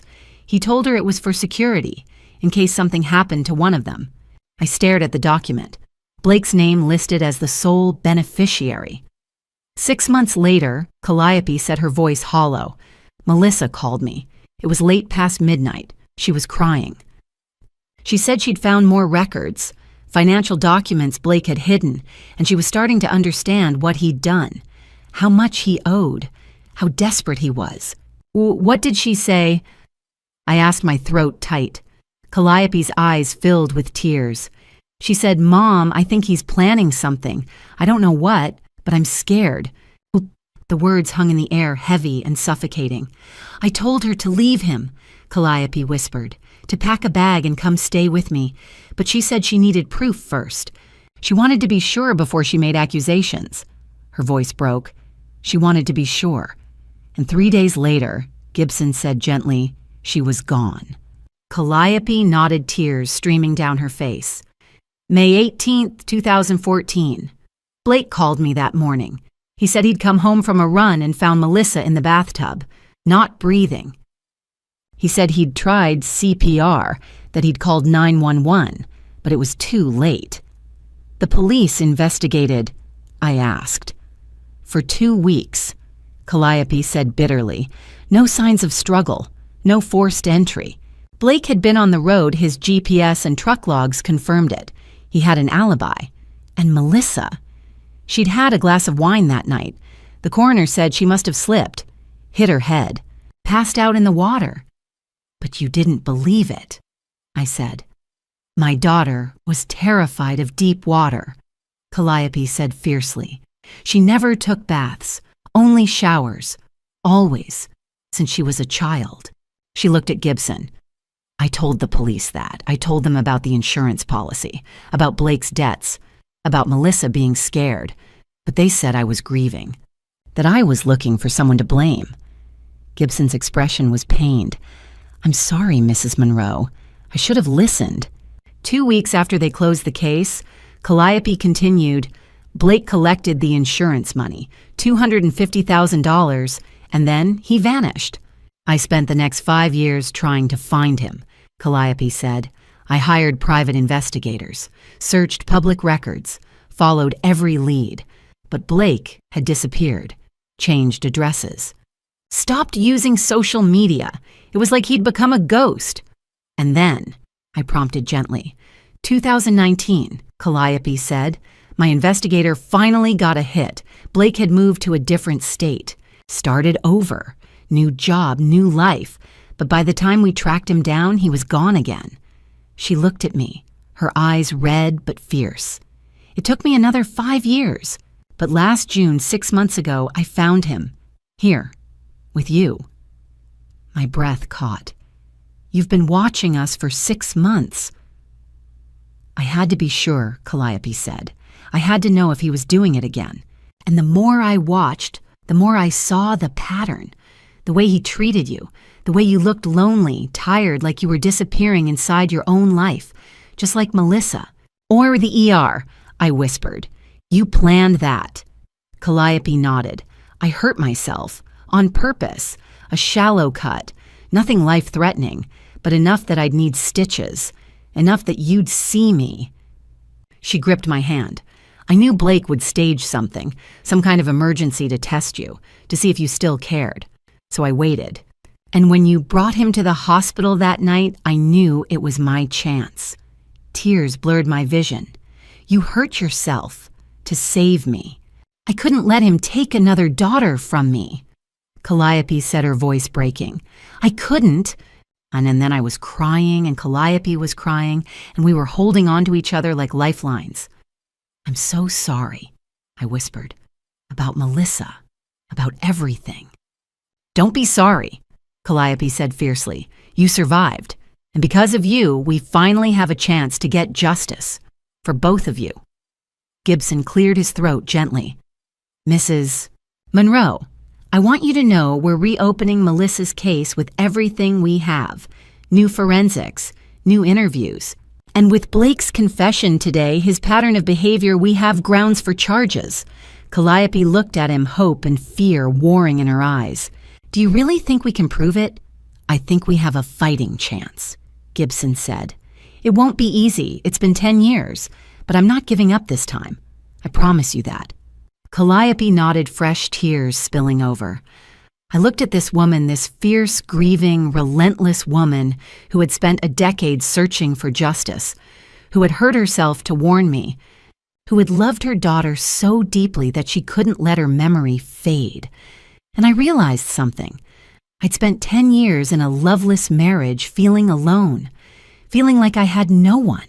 But I'd been wrong, because sitting beside me was a woman who had crossed oceans of grief to protect me, who had given me the warning I needed, who had fought for me when I didn't even know I needed fighting for. From that moment, I said quietly, looking at Calliope, we were family. She smiled through her tears. "Yes, we are." But as we sat there in the cold fluorescent light of that police station, I knew the truth. Justice was still 2 months away, and the hardest part, the trial, the waiting, the fight, was just beginning. Blake was arrested on January 1st. The trial was set for March 15th. Those 2 months were the hardest and the most healing. I didn't know what to expect when Detective Barrett called me in mid-January and told me the district attorney wanted to meet with me. I drove to the prosecutor's office on a gray Tuesday morning, my hands shaking on the steering wheel. Calliope had offered to come with me, but I told her I needed to do this part alone. Amanda Torres met me in a conference room on the 3rd floor. She was in her mid-40s with sharp eyes and a calm, steady voice that made me feel like I could trust her. She shook my hand and gestured to a chair across from her. "Ms. Whitman," she said, "I want you to know that we're building a strong case, but I need you to understand what we're up against." She spread 3 folders across the table. "We're charging Blake Morrison with 3 counts, she explained. "First attempted harm toward you on January 1st, 2025. We have video evidence from the hidden cameras, Officer Tucker's testimony, and the physical evidence, the pillow, your injuries. That one is solid." She opened the 2nd folder. "Second fraud. The forged power of attorney. The attempted sale of your home. Kenneth Bradley and Jeremy Stone are cooperating witnesses. That one is also strong." Then she opened the 3rd folder and her expression softened. "Third, we're reopening the case of Melissa Monroe, Blake's first wife. She passed in May 2014 under suspicious circumstances. At the time, it was ruled accidental. But with the new evidence, the pattern of behavior, the life insurance payout, Calliope's testimony, we believe we can prove it wasn't an accident." I stared at the photo of Melissa in the file. She looked so much like me. Same dark hair, same smile. "Will I have to testify?" I asked. "Yes," Amanda said gently, "and so will Calliope. Blake's defense attorney will try to discredit both of you. They'll say you're exaggerating, that Calliope is a grieving mother who's looking for someone to blame. You need to be ready for that." I nodded, even though my chest felt tight. "I'll be ready," I said. The next week I started therapy. Dr. Tanya Ellis was a trauma specialist in her early 50s, with kind eyes and a no-nonsense approach. She'd worked with survivors of domestic violence for over 20 years, and she didn't flinch when I told her about the pillow, the footprints in the snow. "You've been through something most people can't even imagine," she said during our first session, "and you're still here. That's not luck, Selah, that's strength." But I didn't feel strong. I felt broken. The flashbacks came at random times. I'd be brushing my teeth and suddenly feel the weight of the pillow pressing down on my face. I'd be making tea and remember the chamomile blend Blake had sent me laced with something meant to make me sleep forever. Dr. Ellis taught me grounding techniques. She taught me how to breathe through the panic. And slowly, so slowly, I started to feel like I could live in my own body again. Calliope moved into my guest room in late January. At first, I protested. I didn't want to be a burden. But she shook her head and smiled. "You're not a burden," she said.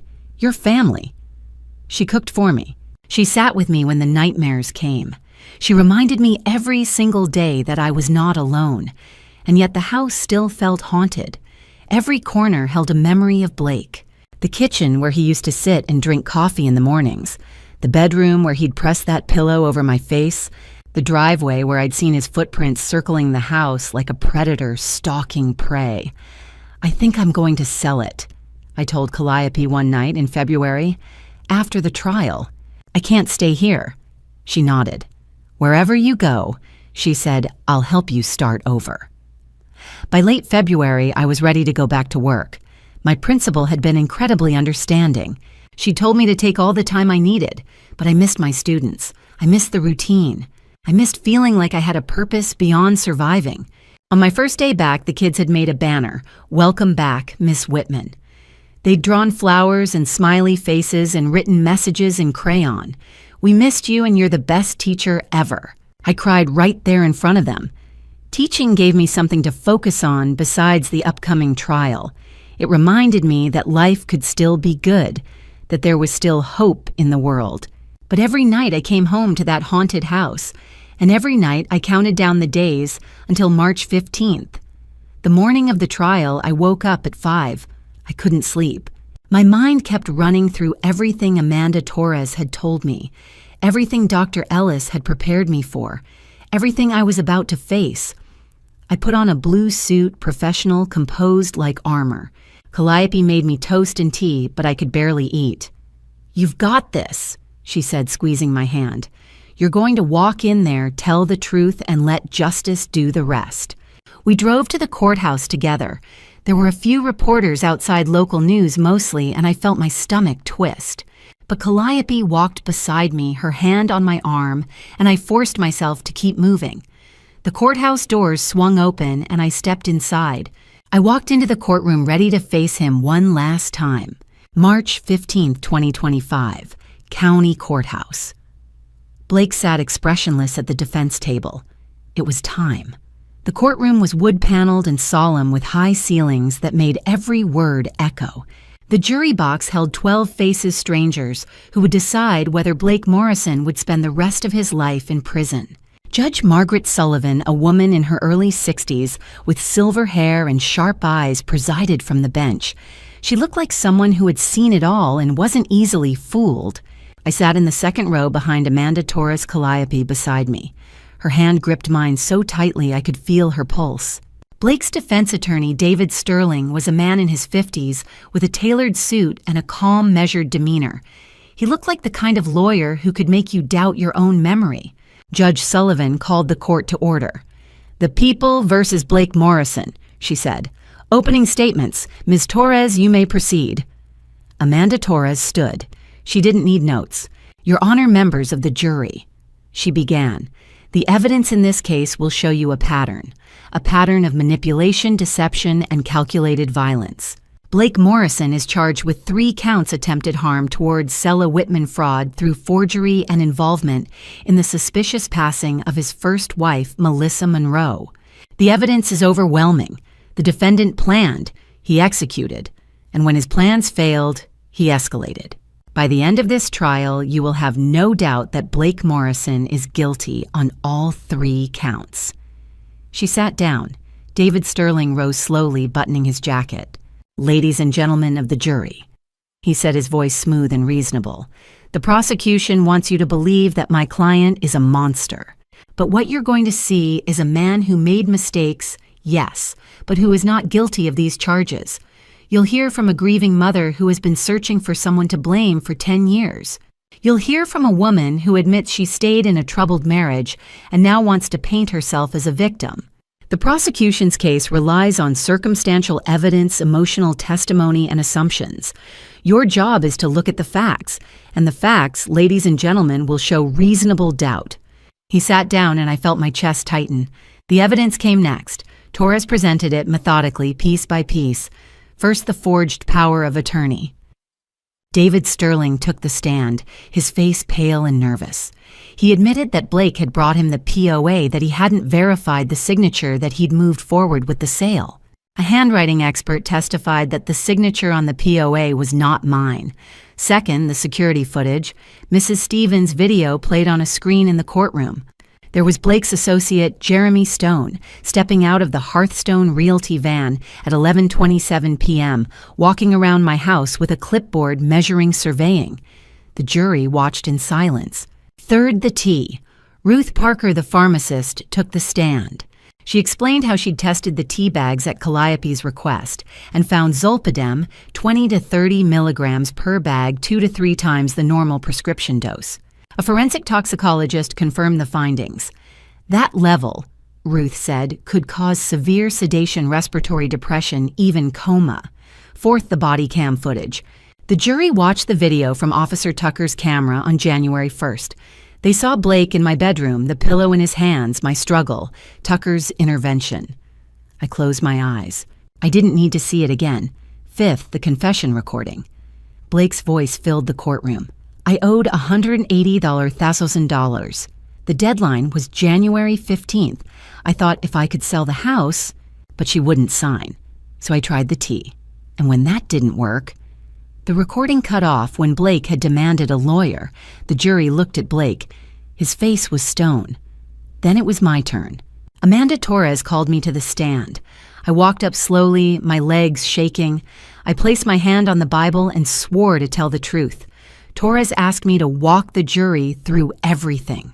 I told them about the 10 years of cold marriage, the ER visit, Calliope's warning, the snow and the footprints, the discovery of the forged POA, the tea, the nights I drank it thinking it would help me sleep, not knowing it was meant to keep me from waking up at all. And then I told them about January 1st. He came into my room just after midnight. I said, my voice steady but quiet. I was pretending to sleep. I heard his footsteps, and then I felt the pillow press down over my face. What did you do? Torres asked gently. I fought, I said. I fought as hard as I could, because I knew that if I didn't, I was going to die. The courtroom was silent.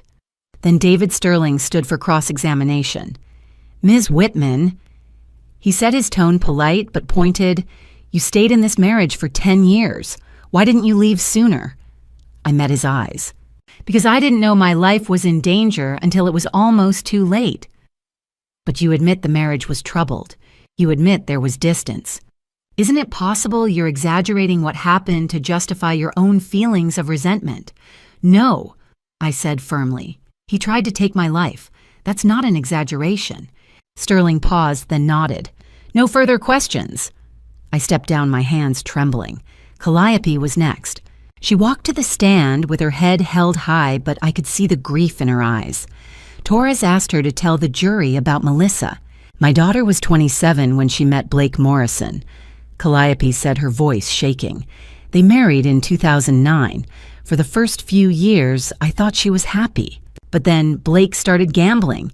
He took out a life insurance policy on her $250,000. And in May 2014, Melissa drowned in the bathtub. She paused, tears streaming down her face. The police said it was an accident, but I knew. A mother knows. Blake collected that money and disappeared. I searched for him for 10 years. And when I finally found him, he was with Selah. I staged that ER visit because I knew if I didn't warn her, he would do it again. Sterling stood for cross-examination. Mrs. Monroe, he said, you're a grieving mother. Isn't it possible you're looking for someone to blame because you can't accept that your daughter's passing was a tragic accident? Calliope's eyes flashed. I'm a mother who knows the truth, she said, her voice firm. Blake Morrison did this before and he tried to do it again. Sterling sat down. The closing statements were brief. Torres summarized the evidence, the forgery, the poison, the attack, the pattern. Sterling reminded the jury of reasonable doubt. Judge Sullivan gave the jury their instructions. She explained the burden of proof, the 3 separate charges, the standard of beyond a reasonable doubt. The jury left to deliberate. 4 hours. Calliope and I sat in the hallway outside the courtroom holding hands. I couldn't eat. I couldn't think. I just kept seeing Blake's face, the pillow, the way his hands had pressed down. Finally, the bailiff called us back in. The jury has reached a verdict. We stood. My heart was pounding so loudly I could barely hear. The jury foreman, a woman in her 40s, stood and read from a slip of paper. In the matter of the people versus Blake Morrison on the charge of attempted harm towards Selah Whitman, we, the jury, find the defendant guilty. I exhaled. On the charge of fraud through forgery, we, the jury, find the defendant guilty. Calliope squeezed my hand. On the charge of involvement in the suspicious passing of Melissa Monroe, we, the jury, find the defendant guilty. The courtroom erupted in whispers. Judge Sullivan banged her gavel. Order, she said. Sentencing will be set for 2 weeks from today. Given the nature and severity of these crimes, the court anticipates a sentence in the range of 25 years to life. Blake was led away in handcuffs. He didn't look at me. He didn't look at anyone. Calliope and I collapsed into each other's arms, sobbing. Amanda Torres shook our hands. You did it, she said. You got justice. But as I walked out of that courthouse into the cold March air, I didn't feel victorious. I felt so empty. Justice had been served, but I felt so empty. The trial was over. Blake was going to prison. But when I came home that night, the house felt colder than it ever had. I sat on the couch in the living room, the same couch where I'd drunk the poison tea, the same room where I'd waited for the police on the night Blake tried to take my life. Everything was familiar. The cream-colored walls, the bookshelf I'd organized 3 years ago, the framed photo of a sunset I'd bought at a craft fair. But it all felt wrong. I'd won. Blake had been found guilty on all 3 counts. He was going to spend the next 25 years, maybe the rest of his life in prison. Justice had been served.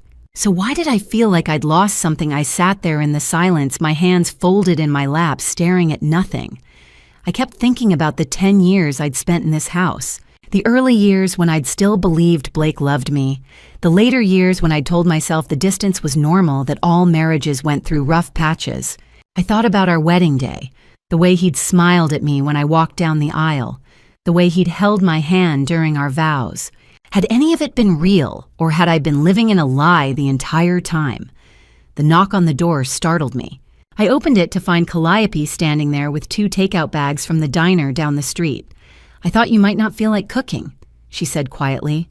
I didn't have the energy to argue. I let her in. We sat at the kitchen table and ate in silence. She didn't try to make conversation. She didn't ask me how I was feeling. She just sat with me. And somehow that was exactly what I needed. 5 days later, I still felt like I was underwater. March 20th. The house was quiet.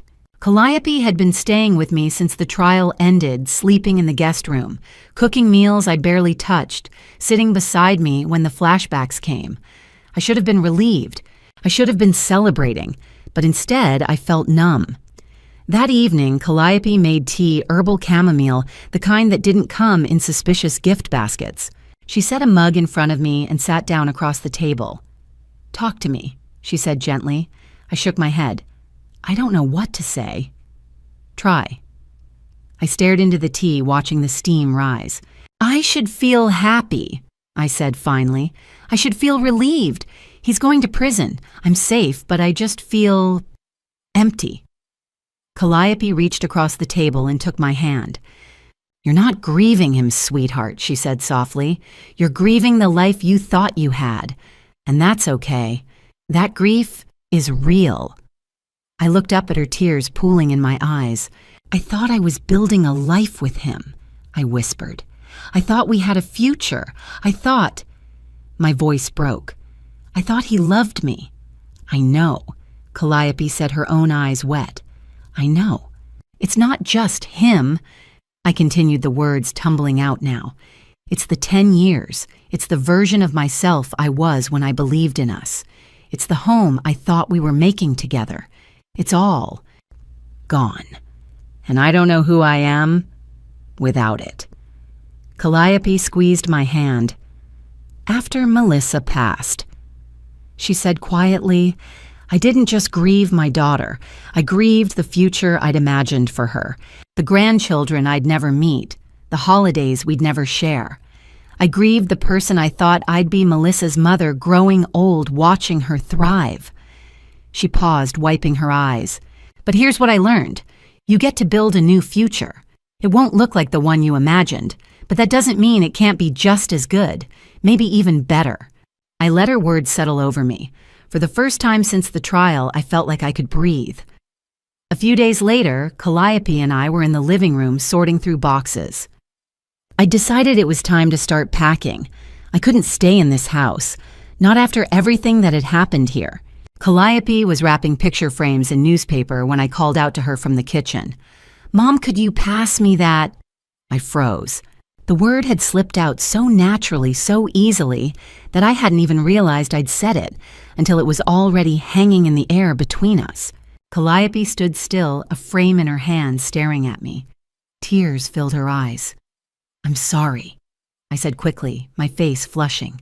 I didn't mean to. Don't apologize, she said, her voice thick with emotion.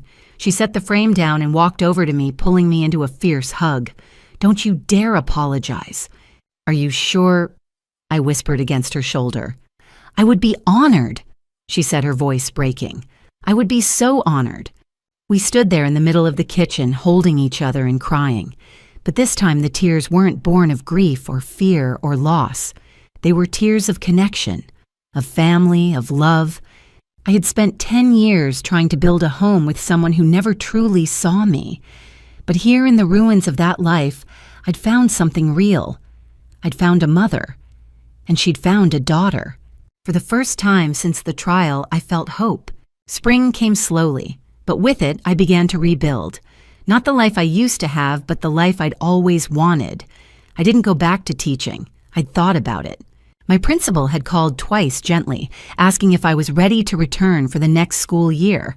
But every time I imagined standing in front of a classroom again, I felt my chest tighten. That part of my life, the routine, the predictability, the version of myself who'd taught second grade while living in a marriage that was slowly killing me, felt like it belonged to someone else. So I applied for a part-time position at the public library instead. The interview was on a Tuesday morning in early April. The library director, Janet Owens, was a woman in her mid-50s with reading glasses perched on her head and a kind smile that put me at ease immediately. We're looking for someone who loves books and loves people, she said. The rest we can teach. I told her I'd been a teacher for years. I told her I was looking for something quieter now. I didn't tell her why, but I think she knew. Small towns talk, and my trial had been public. She hired me on the spot. My first day was the following Monday. I shelved books, helped patrons find titles, read picture books to toddlers during story time. The work was simple, gentle, and for the first time in months, I felt like I could breathe. Calliope picked me up after my shift, and I told her about my day, the children's laughter. During story time, the elderly man who'd asked for a mystery recommendation. The smell of old paper and possibility. I'm proud of you, she said, squeezing my hand. And I realized I was proud of me, too. One afternoon at the library, I saw a flyer pinned to the community board, Beginner's Art Class. Thursdays, 6 p.m., taught by Iris Cole. All supplies included. No experience necessary. I stared at it for a long time. I'd always wanted to learn how to paint. But Blake had never understood creative hobbies. He'd called them wastes of time. And somewhere along the way, I'd stopped wanting things just for myself. But now I thought, why not? I signed up that same day. The class met in a small studio above a florist shop downtown. There were 6 of us, mostly retirees, 1 college student, and me. Iris Cole was a woman in her mid-60s with paint-stained fingers and a gentle, encouraging voice. Art isn't about perfection, she said during our first session. It's about expression, about saying the things you can't put into words. I picked up a brush for the first time in my life and my hands shook, but Iris noticed. She came over and placed her hand lightly on my shoulder. "It's okay to be nervous," she said. "Just let the brush move. See what happens." Over the next few weeks, I painted.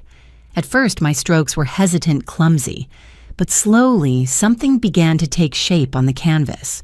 A field of snow, white and vast and cold, and pushing through the snow, bright red flowers, poppies, maybe, or tulips.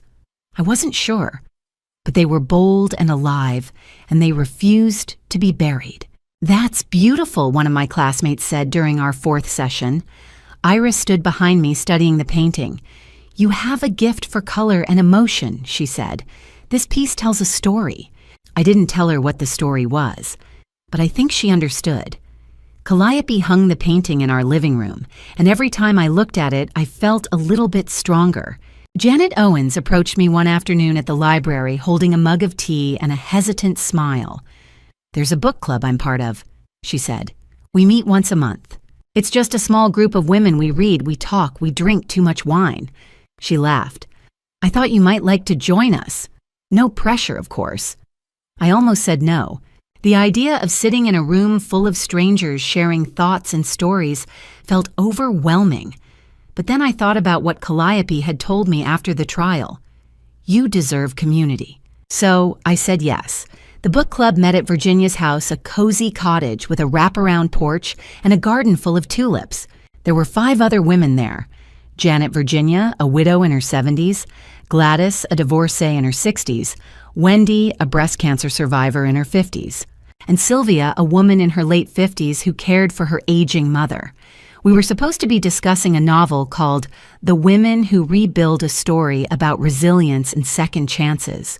But halfway through the meeting, the conversation shifted. Gladys talked about her divorce. Virginia talked about losing her husband. Wendy talked about the year she spent in treatment, wondering if she'd ever feel whole again. Sylvia talked about the loneliness of caregiving, the way her own life had been put on hold. And then they looked at me. "What about you, Sella?" Janet asked gently. I took a breath. "I survived something I didn't think I could survive," I said slowly, "and I'm learning to live again." I didn't give them details. I didn't need to. Gladys reached across the table and squeezed my hand. "Welcome to the club, honey," she said. "We've all been there." Virginia nodded. "The hard part's over. Now comes the good part." And for the first time in years, I believed her. When I got home that night, Calliope was waiting up for me a cup of tea on the table. "How was it?" she asked. "It was good," I said, smiling. "Really good," she smiled back. "I told you, you deserve community." I sat down beside her and we drank our tea in comfortable silence. Outside, the spring night was soft and warm. The flowers Calliope had planted in the front yard were beginning to bloom. For the first time in years, I said yes to life. And life finally smiled back. Mother's Day, May 10, 2025. It was the first time I'd celebrated this day in years, but this time I had someone to honor. I woke up early and made breakfast pancakes with fresh strawberries, scrambled eggs, and coffee just the way Calliope liked it. I set everything on a tray and carried it to her room, knocking softly on the door. "Come in," she called. She was already awake, sitting up in bed with a book in her lap. When she saw the tray, her eyes went wide. "Salah," she said, her voice thick with emotion. "You didn't have to." "Yes, I did," I said, setting the tray on her lap. I handed her a card, white, with a simple bouquet of flowers on the front. Inside, I'd written, "Happy Mother's Day. Thank you for choosing me. Love, Sella." Calliope read it twice, tears streaming down her face. Then she pulled me into a hug so tight I could barely breathe. "Thank you," she whispered. "Thank you for letting me be your mom." "Thank you for being my mom," I whispered back. After breakfast, we went out to the garden. The spring sun was warm on our faces, and the air smelled like fresh earth and blooming flowers. We'd been planning this for weeks, Calliope's idea. We knelt side by side in the dirt, each holding a small rose bush. Mine was a bright yellow rose, vibrant and full of life. Calliope's was a soft pink, delicate and graceful. "This one is for Melissa," Calliope said quietly, planting the pink rose first. She patted the soil around it gently, the way a mother would tuck in a child. "And this one," she said, nodding to the yellow rose in my hands, "is for you." I planted mine beside hers, pressing the roots carefully into the ground. When we were finished, we sat back on our heels, our hands dirty, our hearts full. Calliope reached out and touched the pink rose, her fingers trembling. "Your sister is here, baby," she whispered as if Melissa could hear her. "And she's safe." I felt tears prick my eyes, not from grief this time, but from gratitude. I wasn't just Calliope's daughter now. I was Melissa's sister. We sat there in the garden for a long time, watching the roses sway gently in the breeze, their roots already beginning to take hold in the soil. By June, life had taken on a new rhythm. I'd been promoted to full-time librarian. Janet had called me into her office one afternoon in late May and told me the position was mine if I wanted it. I'd said yes without hesitation. Now I led story time 3 mornings a week, organized community book drives, and helped plan the library's summer reading program. I loved the work. I loved the quiet. I loved the way the children's faces lit up when I read to them. But it wasn't just work that filled my days. In early June, a local gallery hosted a small show of my paintings. It was nothing fancy, just 8 pieces displayed in a room above a coffee shop downtown. But people came, the book club women, Janet and Iris, even a few strangers who'd seen the flyer. The centerpiece was my snowfield, painting the one with the red flowers pushing through the frost. Someone had placed a small card beside it that read, "Resilience." I stood in front of it that evening, watching people study the brushstrokes, and I felt something I hadn't felt in a long time: pride. I'd also started volunteering at the local domestic violence shelter just a few hours a week. I didn't share my full story with the women there, but I listened, and I hoped that in some small way, my presence told them, "You can survive this. You can rebuild." Somewhere along the way, I'd turned 36. Calliope had thrown me a small dinner party with the book club women, and we'd eaten too much cake and laughed until our sides hurt. Life, I realized, wasn't just bearable anymore. It was good. In mid-June, Calliope and I hosted a garden party. We'd spent the morning stringing lights across the backyard, setting out folding chairs and arranging platters of food on a long table. The roses we'd planted on Mother's Day were already blooming, their colors bright against the green grass. The guests arrived in the late afternoon. Gladys brought her famous potato salad. Virginia brought homemade lemonade. Wendy and Sylvia brought wine. Janet and Iris came together laughing about something that had happened at the art show. And then Officer Tucker arrived, still in uniform, carrying a bouquet of daisies. "For the hostesses," he said with a grin, handing them to Calliope. We ate and talked and watched the sun sink lower in the sky, painting everything gold. At one point, Tucker pulled me and Calliope aside, his expression turning serious. "I wanted to let you both know," he said quietly. "Blake's parole petition was denied. He'll serve his full sentence." I felt something loosen in my chest, something I hadn't realized I was still holding on to. "Thank you," I said, "for everything." Tucker nodded. "You two take care of each other," he said. Then he smiled, "though I have a feeling you already do." As the evening wound down and the guests began to leave, Calliope touched my arm. "Sweetheart," she said softly, "can we talk for a minute?" I followed her to the porch, away from the lingering voices and laughter in the backyard. She sat down on the steps and I sat beside her. The string lights above us cast a warm glow, and somewhere in the distance I could hear crickets beginning their evening song. "There's something I need to tell you," she said. My heart skipped, but when I looked at her face, I didn't see worry, I saw hope. That summer, Calliope told me she was sick, stage 4 cancer. She had months, maybe weeks, but she wasn't afraid. We were sitting on the porch that evening, the garden party, over the string lights, still glowing softly above us. She took my hand and said the words I'd been dreading without even knowing it. "I've known since March," she said quietly, "right around the time of the trial, but I didn't want to tell you until you were strong enough to hear it." I felt the air leave my lungs. March. You've known for 3 months. She nodded. I wanted you to have time to heal, to find your footing. And you did, sweetheart. You did. I wanted to be angry. I wanted to tell her she should have told me sooner, but when I looked at her face, calm, peaceful, full of love, I couldn't. Instead, I held her hand and said, "We'll fight this. We'll find treatment. No," she said gently. "I've already decided. I'm going to spend whatever time I have left here with you. That's all I want." And so that's what we did. July, August, September. I cared for her the way she'd cared for me. I made her tea. I read to her. I sat beside her bed and listened to her stories about Melissa, about her own childhood, about the life she'd lived and the life she'd always dreamed of. The book club women visited, often bringing flowers and casseroles and quiet company. Janet read poetry aloud. Iris brought sketches she'd made of the garden. Gladys held Calliope's hand and told her she was loved. Hospice nurses came and went, but mostly it was just the two of us. On September 20th, just as the leaves were beginning to turn, Calliope passed peacefully in her sleep. I was holding her hand. We buried her in a small ceremony in the garden beneath the rose bushes we'd planted together on Mother's Day. The pink one for Melissa, the yellow one for me, and now a third rose white for Calliope, for the mother who chose me, for the woman who saved my life. December came quietly. 3 months had passed since Calliope died, and the grief was still heavy. But it wasn't crushing anymore. It was just there. A part of me now, like a scar that had healed but would never fully fade. And then on a cold afternoon in early December, the first snow began to fall. I sat on the porch wrapped in a blanket watching the flakes drift down soft and silent.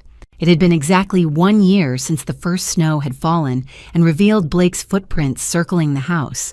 1 year since I'd realized my life was in danger. I reached into my pocket and pulled out the letter Calliope had left for me. She told me to open it when the snow comes.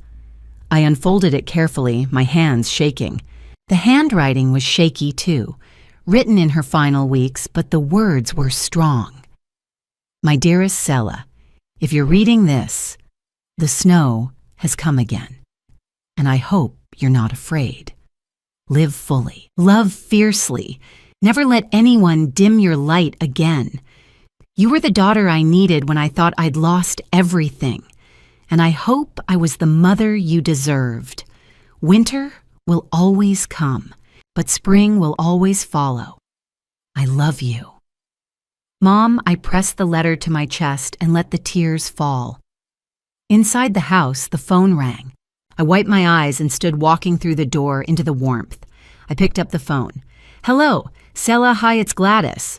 We're having a little holiday get-together tonight at my place, nothing fancy, just us. We'd love for you to come." I hesitated. Part of me wanted to stay home to sit with my grief, to let the snow fall in silence.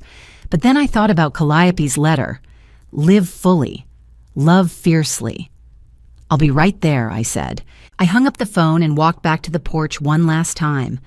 The snow was falling heavier now, blanketing the garden, covering the rose bushes in white. I thought about that night 1 year ago when Calliope had warned me, "Don't touch the snow. Footprints always tell a story." And I thought about everything that had happened since. That woman told me not to touch the snow, and I didn't, because that snow revealed the truth, and the truth set me free. Blake was in prison.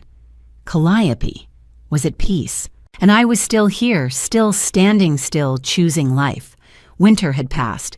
Spring would always follow, and I was ready. Looking back, I see the truth clearly now. Family betrayal cuts deepest because we trust those closest to us. Blake wasn't just my husband. He was the person I believed would protect me. Instead, his family betrayal turned our marriage into a lie, and his family revenge for gambling debts nearly cost me my life. Don't be like me. Don't ignore the warnings. When someone shows you coldness or control, believe them the first time. God gave me Calliope as a guardian angel when I needed her most. God revealed the truth through that snow before it was too late, and God gave me the strength to fight family revenge and survive. Family betrayal taught me love is a choice, not an obligation. Family revenge can destroy you if you let it, but it doesn't have to define you. The real family is the one you choose. If you're in a situation like mine, reach out. Tell someone. God places people in your path for a reason. Don't wait until it's too late. Final note. This story contains dramatized storytelling elements for educational purposes. Some details are fictionalized, but the core lessons about recognizing financial and emotional abuse are real. If this style doesn't resonate with you, that's okay. Please seek content that better fits your needs.